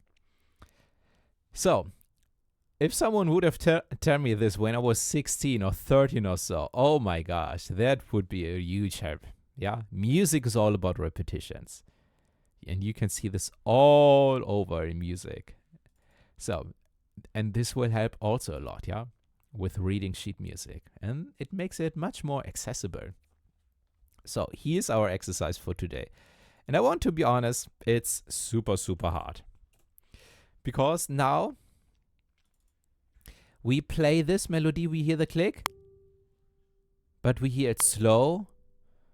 3, 4. 1, 2, 3, 4. This is our tempo, our speed. And we try to play these notes, okay? Right now. No worries about making a mistake. You should know it's super, super hard for a beginner, yeah? But we should do this, and you should experience this, because when you experience this now, you are ahead like of 99.999 of all piano students just by trying it and experiencing it. It's very important to be comfortable with making mistakes also. Yeah, of course, we want to avoid making mistakes on the long run, but for the first try, yeah, it's totally normal to fail. So let's try this. The first note is G. We played with our thumb, and then we try to play this entire line using the tips that we just provided. Trust. Yeah, trust is a very important part. So, 1, 2, 3, 4, and 1, 2, 3, 4, 1, 2, 3, 4, 1, 2, 3, 4, 1, 2, 3, 4, 1, 2, 3, 4. Wow! Hey, that was awesome! Only because you tried it. Really, congratulations! Wow, you can be super, super proud. You can try this now again and again. Yeah, I recommend this. Try this at least now for 3 or 5 times after I'm finishing today's lesson. And yeah, and that's it. You should know that was a small introduction in the world of sheet music. There are so many things when it comes to sheet music. Yeah, for example, we only covered white keys. Of course, we have sharp and flat notes. These are our black keys. We have many, many additional signs in music when it comes to this. Again, I link you some resources in the description below. But other than that, I hope you have fun, you enjoy a little the process. We covered very important basics when it comes to sheet music, yeah? So you should know there's much more to discover, but the most important basics, yeah, is we cover them all. So, thanks so much for being here. I really appreciate it. Enjoy now practicing this exercise again, and I'm looking forward to see you tomorrow for the next lesson. Welcome to the bonus chapter, additional tips and advanced techniques, and as part of this chapter I also have a summary to summarize everything what we had in this video, and I'm sure that it will make much more sense, how everything works together and what you can do with this now. Because this course is a very comprehensive course of a lot of parts of music, and you can imagine the world of music is huge, it's infinite, it's endless. That's the beauty of it. And this video covered primers of all different parts, and I will summarize them as part of this chapter so that you can understand how it helps you to make music, no matter if it's piano music, classical music, soundtracks, popular soundtracks for movies, pop songs, and so on, or jazz, so many things. So this will be part of this module. But first, let's start with day 20. And day 20 is about playing both hands at the same time, because this is one of the biggest challenges when it comes to playing the piano, especially when the hands do something independent. For example, when they play together like this. This is on the easier side. I don't say that it's super easy because we have the weak fingers, and this can also be a challenge. But when we play something a little more comprehensive,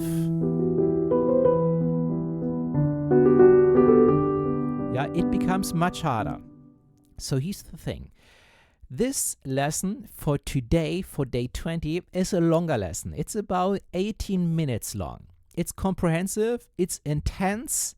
If it's too long for you, feel free to skip to the next one. But it's great because you will learn exactly this. And it's not easy, but we break this down in very small parts, how you should practice it. And that's what makes it so great. And so long also, this lesson. So it's a long exercise. It's a video I recorded before. So enjoy now the lesson and exercise where we play both hands at the same time independently. Okay, so let's start with this exercise here in this video. The goal is that we're able to play this at the very end. And I also do have a full tutorial for this song, and I'll link this down in the description below as well. But first of all, step by step here, we have enough to do. So, of course, you have to play the left hand first perfectly here with this E, G, B, E. This is an E minor chord. First you play the two E's, then with a pointer the B, then G and E, and then the B alone. So, and you should be able to play the left hand like this, and you should play this perfectly. That's a very important step before we play both hands together. Well, this is not super easy, it's a little advanced, so take your time for this. So the two E's, pointer, then E and G, and then the B again. So that's very important that you will be able to play it like this. Well, you don't have to play it super fast, but it should be fluently. Take your time. I go on with the right hand.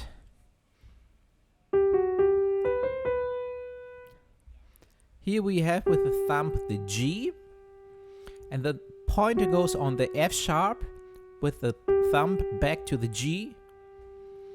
And then here with the ring finger, so that was the first part, G, F sharp, G. And then here with the ring finger, B, pinky C, and back to B. Also, that's a little challenging because these two are weak fingers, ring finger and pinky. But that's the right hand. You should be able to play this very well as well. So now we have the real challenge. And let me show you how small we break this down. The left hand plays the both E's. The right hand prepares that she plays the G with the thumb. And when she does this, the left hand pointer plays B. Okay, and that's the first practice part. Only the first two E's, and then pointer and thumb. So, That's a very small practice part, and this is how it works. So, and then, you are able to play the two E's and the B and the G. It's not super easy, of course. It has to do how long you played, which experience you have. Yeah, but repeat this again and again and again and again. And that's the way to do it. Okay, then we go on. We add the F sharp with a pointer.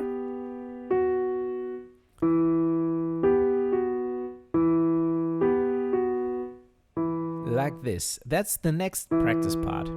Both E's, then G and B, and with a pointer F sharp.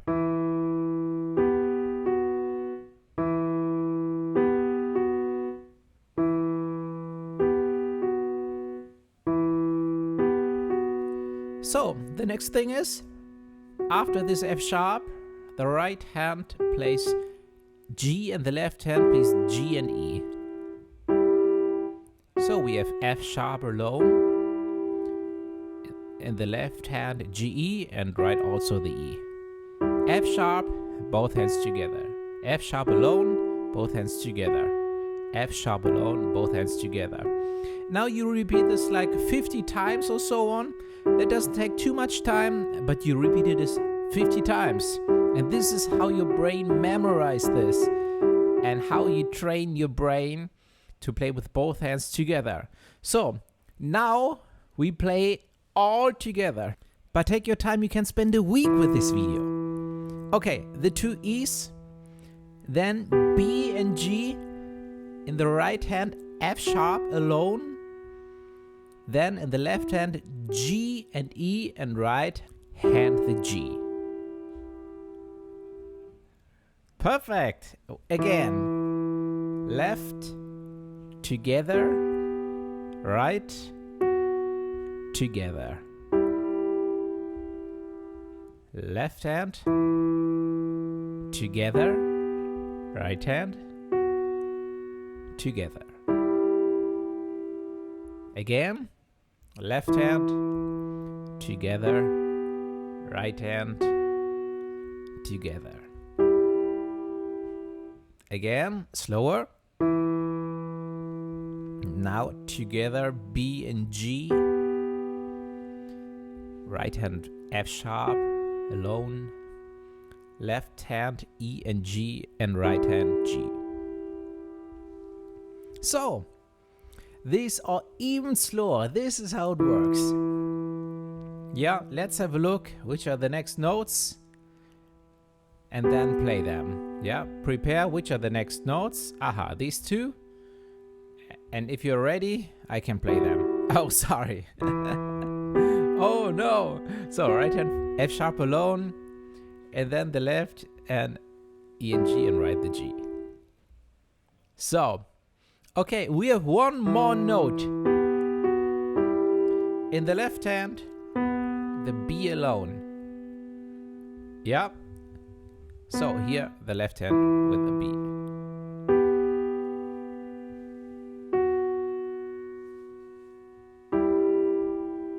So on the left hand, B.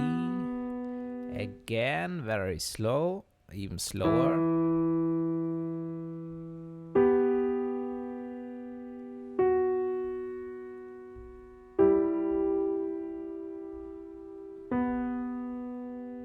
Yeah? Okay. It doesn't have to be faster. It can be even slower. The thing is, if you're able to play this in loop, yeah, so again and again. So we end with the B and start with the E's again. Yes, play this on repeat. Like this.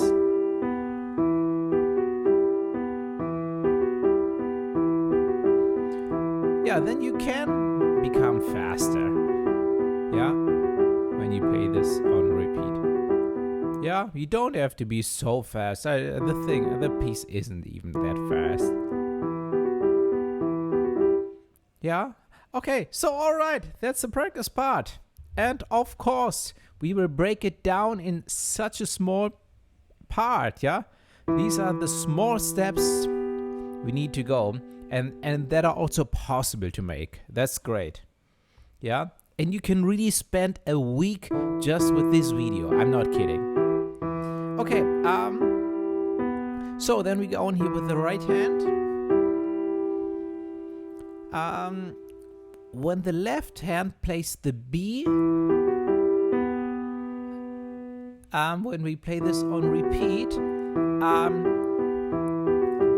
I played the B alone, but when we play the B in the left hand, we also play another note when we go on. Then the ring finger plays also the B. And then the C alone, so we play the both B's together, left hand, right hand B, and the right hand the C. The two B's and this C, that's the next practice part. C alone.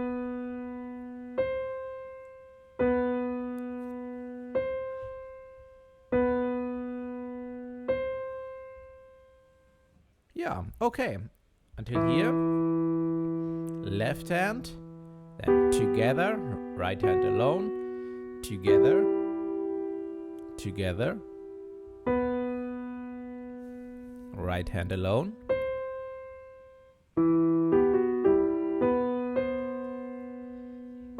and after the C, we have the B and E and G in the left hand. So that means we have here B and B, and the right hand then C alone. When the right hand goes back to the B, and the left hand plays E and E. Yeah, as at the beginning. So again, so we have B and B, C alone. And when the right hand plays the B in the right hand, we have E and E in the left hand. Again, B, C, right hand alone. Both hands, right hand the B and the both E's in the left hand. So that's the next practice part. B, the both B's at the same time, the C alone in the right hand, back to the B and the left hand the both E's. Take your time. Together, right, together. Again a little slower.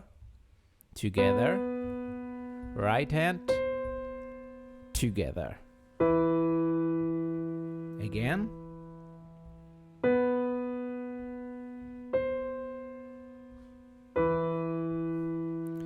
Okay, so, and also this, you can repeat this again and again, 50, 100 times. It doesn't take too much time, but you train your brain and you teach your brain something new, and becomes so easy over time. Yeah, you won't notice how easy, how difficult it was when you're able to play it like this. Yeah, this is how it will be very soon. Super easy. Yeah. Okay, but of course, take your time for now. Play it very slow. That's super fine. Your brain still learns this. Yeah, it's the reps. Yeah, you have to put in the reps. No, it's the repetition. Yeah. So much slower. That's totally fine. Okay, so that's the next practice part. If you did this a lot of times, we can play everything together. So we already had this. Yeah. I don't know when you started with this video, if everything was today or maybe already a week ago. Yeah, then you can go on here with today's part, C alone, B and the both E's. And that's another challenge, yeah, to bring both practice parts together now.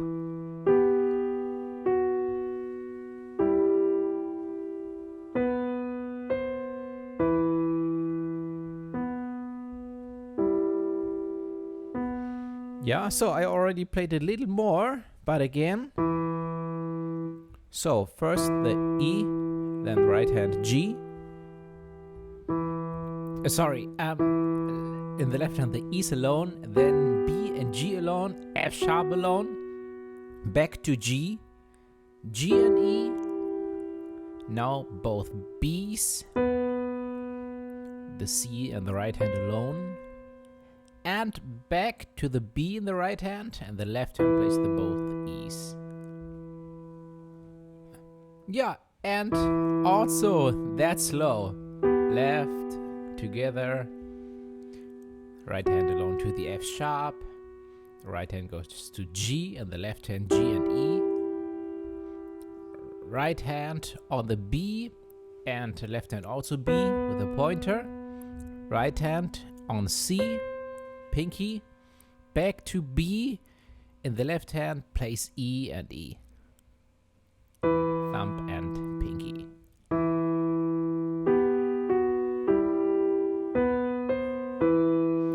So, this is where we arrived. And that's a great practice part. So slow.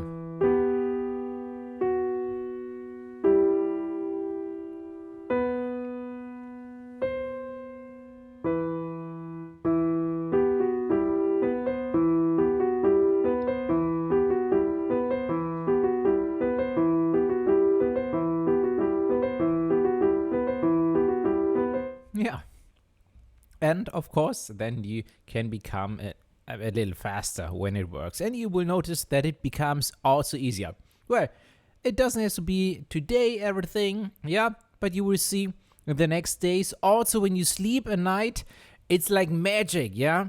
It's really the brain learns while you're sleeping, yeah, especially on things like this. Okay. Then we have the and the end here, the left hand alone. Here we have the both B's and C alone. And when I play B now on the right hand, we have the E in the left hand, the E's.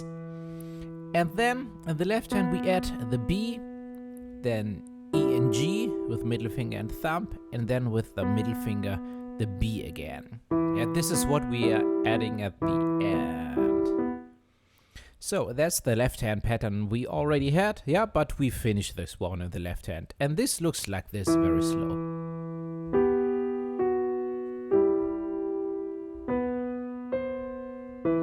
Left, left, left, left. And from start.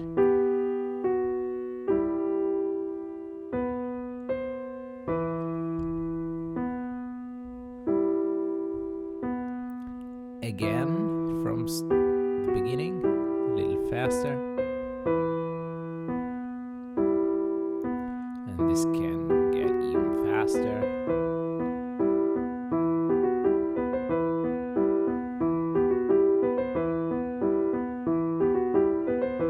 Okay, great.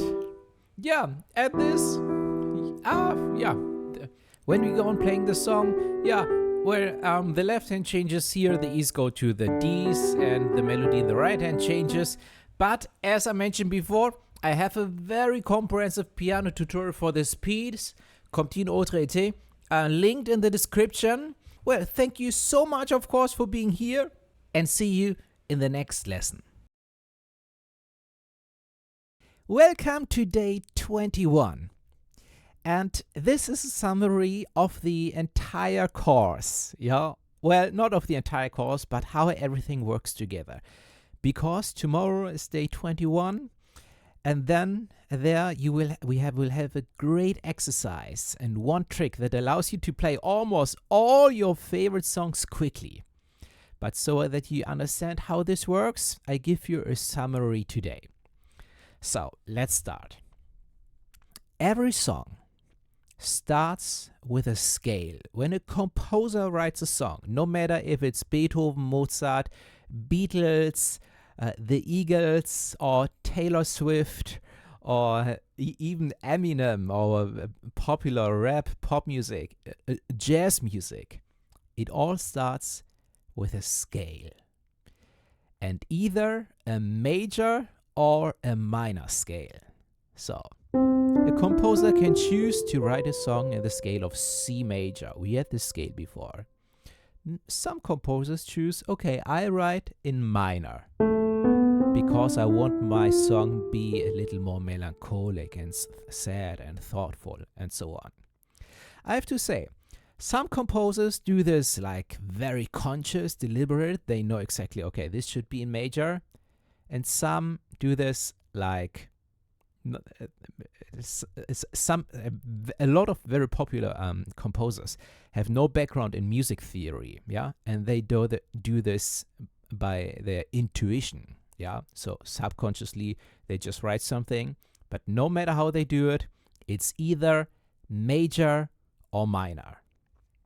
So let's say a composer choose a major scale,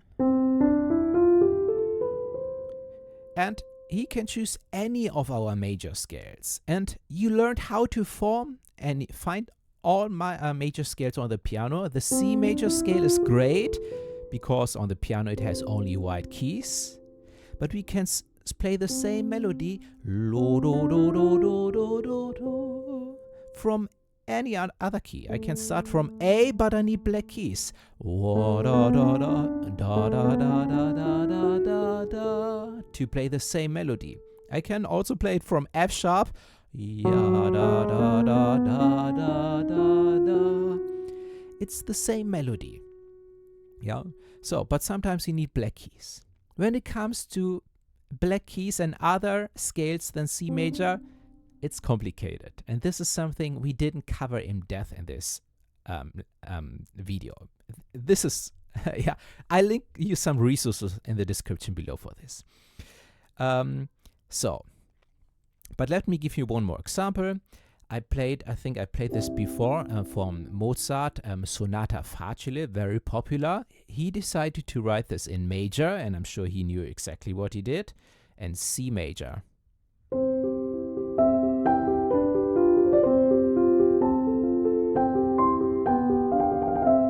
Sorry, I made a small mistake, but I can play the song from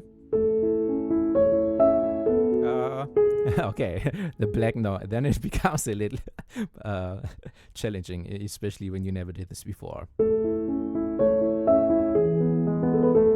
Yeah, it works. Yeah, I need to practice this. Yeah, but you can see I can play this from every key. I just started with A. Let me start with E.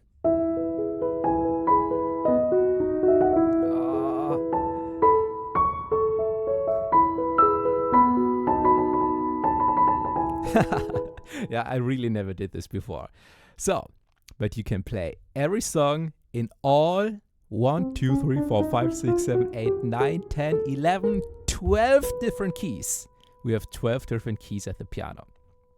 So, Mozart composed the song in the scale of C major.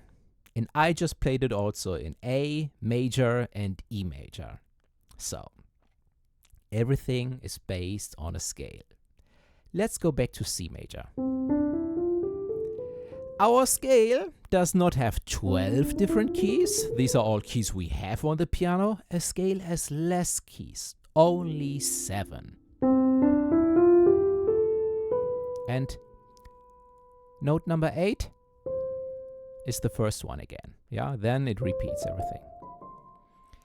So that means we can play nearly all songs with only 7 different notes.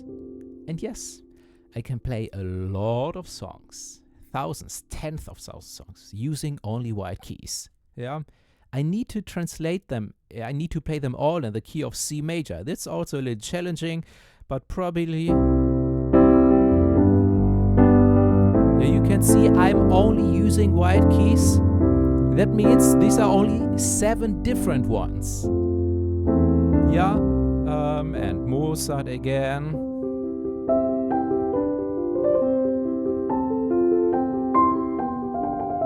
Yeah, and probably now I need to experiment a little.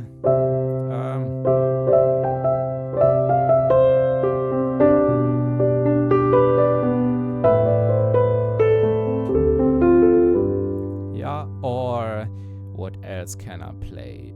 Maybe something from Taylor Swift.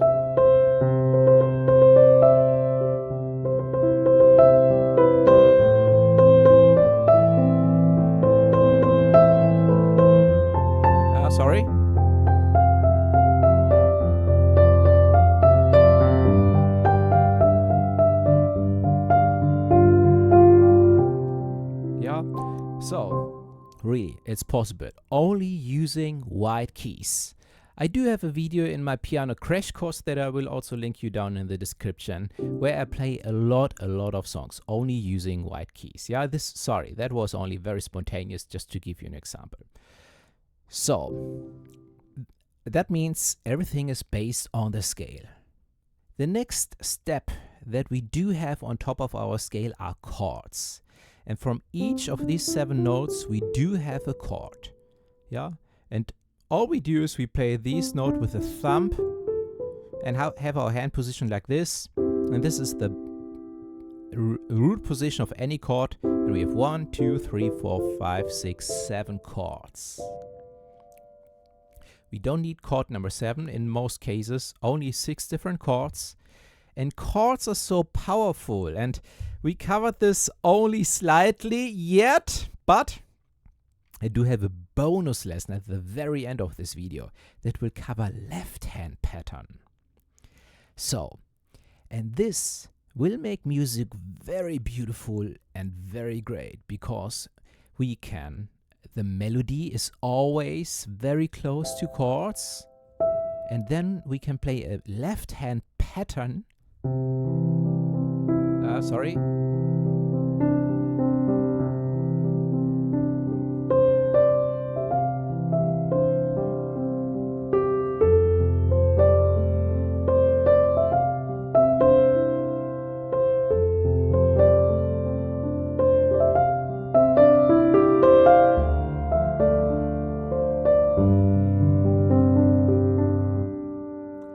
So, and this, to play something like this, what I just did, we need to understand chords, because I was thinking here C major, an F major chord, again the C major chord, yeah, and this is why we have chords as part of our scale. Chords form the basis of the melody, of the left hand pattern, and so that everything makes sense. But you may say, hey, wait, the chords here look different what you did in the left hand. And you are right, because the left hand plays something called inversions, or also voicings. And that means when we have the chord C, the note C, E, G of a chord, I can bring the C up, yeah, and remember, these are the chord inversions. I can bring the E up, and this is all the C major chord, but in different forms. Yeah, and when I go one step further, yeah, I can double the C. I play it here and here. I play it also here, and then this is also the C major chord. And then I can go further. I can also double the E here, the C. This is hard to play, but also this is a C major chord. So the possibilities of chords alone are endless and huge. But let's keep it like this for now.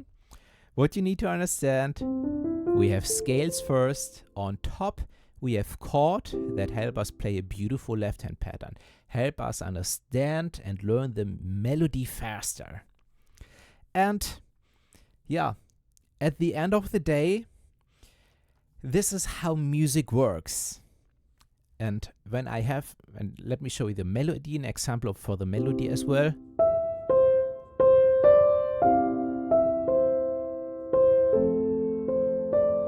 Yeah, we have the chord C major, la, da, da, da, da.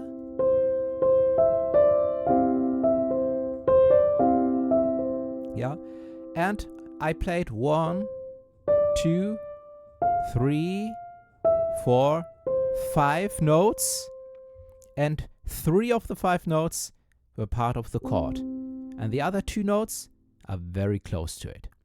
The melody is also always very close to chords. So, this is how music works.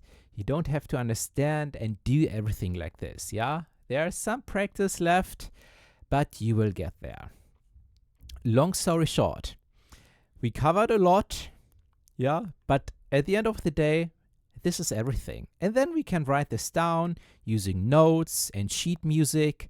But at the end of the day, this is only what we will write down. The real magic happens on the keys. Yeah, sheet music is great. I love to read sheets. I love to be able to read sheets. Yeah, but in many cases, we don't need sheet music. We can only focus on scales and chords. And this is what we will do tomorrow, our final day.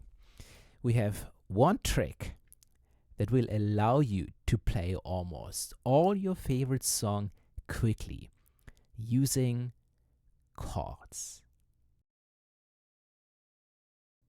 Welcome to the final lesson, and yes, this is already a bonus lesson. So I have 2 bonus lessons, this one and the next one. But the big finally is here. Yeah, the showdown is this one. So today you will learn a trick how you can play almost all of your favorite songs quickly. I need to say, it's advanced, it's not easy, but you can do this, and I highly recommend that you don't give up.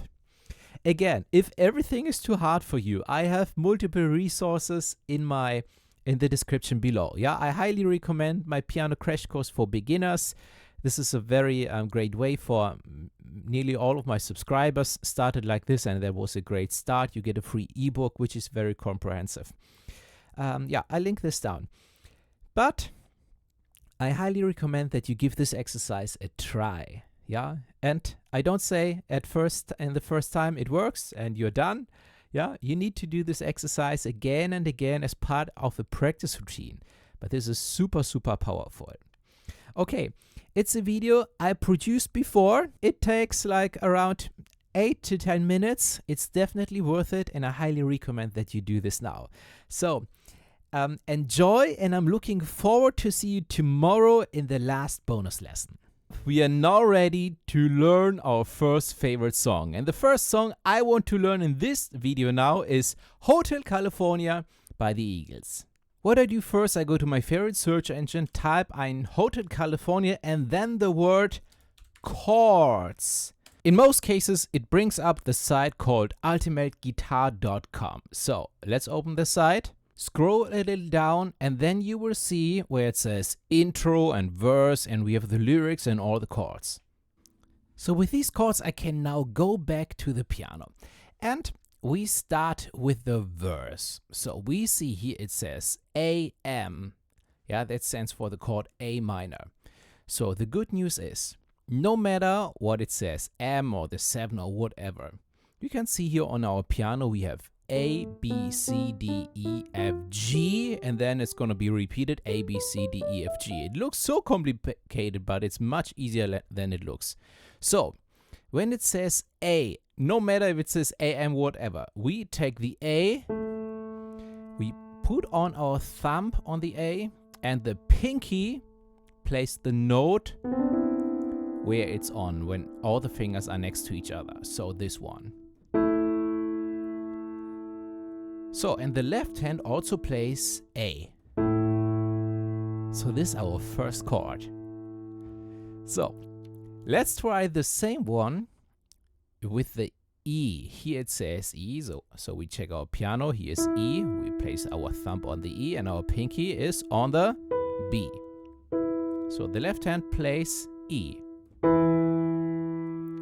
Okay, let's try only this first verse part. I play A and then E. And this is also your first task now. If you do the same song, or you can pick your favorite song, choose the first chord and the second chord. So let me be clear. This here is not very easy, but if you take your time and if you do this every day, E, A, and E, and back to A, and back to E. I have a very special secret in a second, but let's try the first line when you say, on a dark desert highway, cool wind in the hair. So, great, ignore my singing, but this is how it works. We can go on with the next chords for the next line, and then we have G, and D. Yeah, and we can just move our hand down to G. Warm smell of collados. And up to D. Rising up through the air. Yeah, and I could go on and on and on. But the task for you is now play A and E. Only the first two chords. Again and again. And the next task for you is play G and D. And this is G and D. G and D. Yeah, and you can go on and on and on with the next chords. Then we have F and C. And of course, the next exercise is to play all the chords. So again, let me be clear, this is not easy, but this is our practice routine. And here's the great thing about this practice routine. When you do this every day, you will notice a pattern. You will see things again and again and again and again. So this is actually a very complicated song. We have a lot of chords. We have a lot of chords, yeah? On a dark desert highway, cool wind in my hair, warm smell of collados, rising up through the air, and F, up ahead in the distance, I saw a shimmering light, and D, my head grew up heavy. Then I had to stop for the night. And of course then we have chorus with F. Welcome to the Hotel California. 2, 3, 4. Such a lovely place. Such a lovely place. So, and here's the first pattern that we will notice. We have F and C, E and A. And we had this before, and also on the next line, F and C. You will notice, when you do a song every day, you will become faster and faster with A, E, C, D, F, G, and A, and so on. And this way, you will learn a new song every day, maybe every other day, maybe every week, whatever. And you will learn the system behind everything. Because maybe you heard that chords are behind every major song, no matter if you play Für Elise, A minor, E, and A minor. Yeah.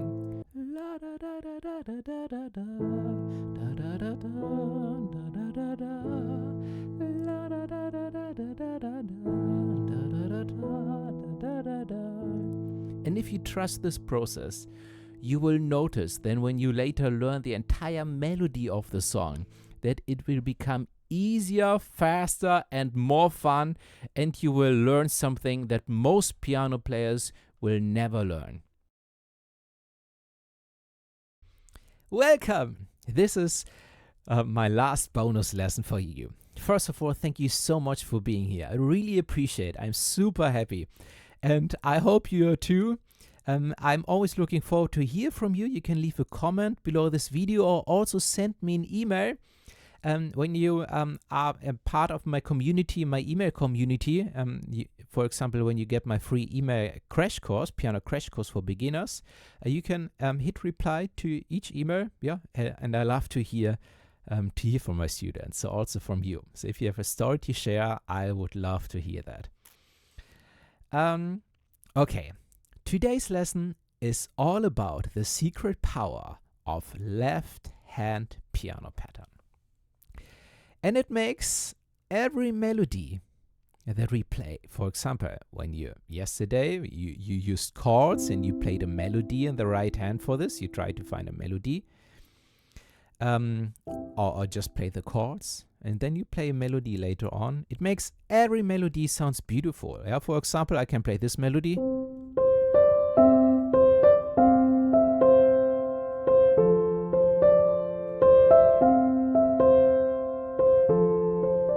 This is nice, but when I play,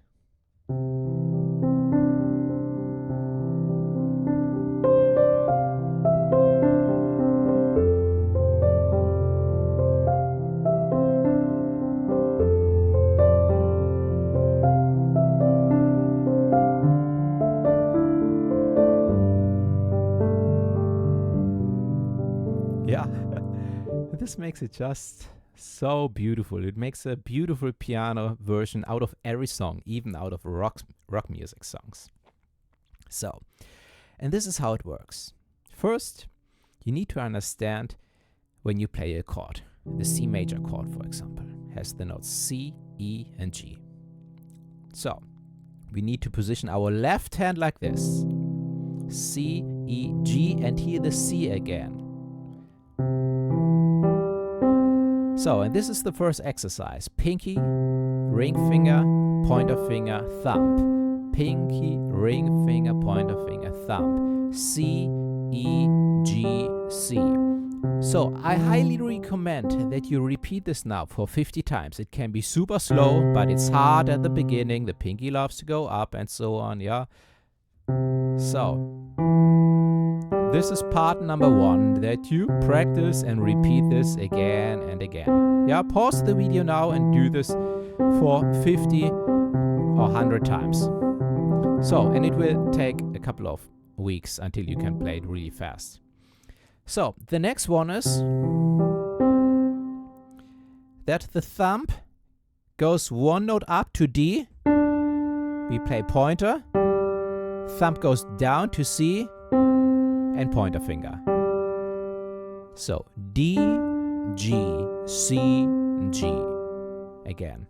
3, 4. 3, 4. D, G, C, G, 3, 4.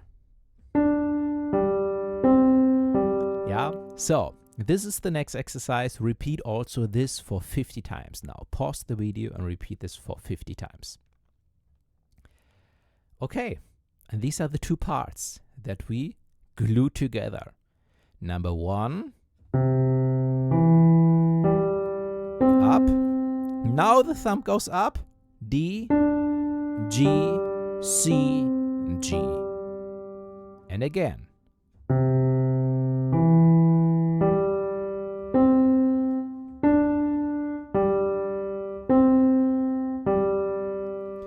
And that's the left hand pattern. That was 1 round for 1 chord. If you keep practicing this over the next days, don't forget to sleep so that your brain processes all the information. Yeah, it sounds like this. And again. Yeah, and this is very steady. Dum, dum, dum, dum, dum, dum, dum, dum. Again. Dum, dum, dum, dum, dum, dum. And a little faster. Dum.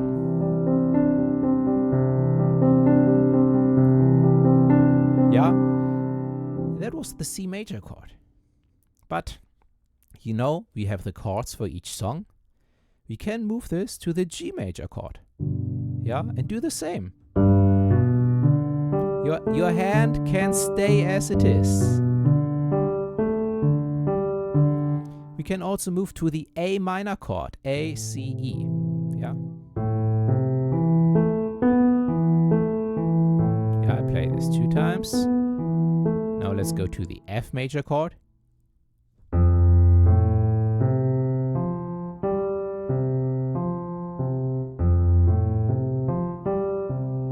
Yeah. So again, this is nothing that you will do in 10 minutes and it works, especially not so fluent. And when you need to change the chords, we have to jump from the G down to G with the pinky finger when we change to the next chord. Yeah, these are challenges. It will take probably, when you do this every day, for the next, it's hard to say. Some people make this in 3 days. For some people, it takes like 3 weeks. But you know what? 3 weeks is super, super fast. Even 3 weeks. Yeah. This is a left-hand pattern that can you use for the rest of your life because it's just beautiful and it won't get harder when, yeah, this is something, a great investment. Yeah, you can use it for years to play all the songs, yeah, because really you only have another melody, and at the end of the day, every piano song is based on some kind of left-hand pattern, and they are all very, very similar. So when you practice this for the next weeks, even if it's slow, it's a great investment. And then you can play songs like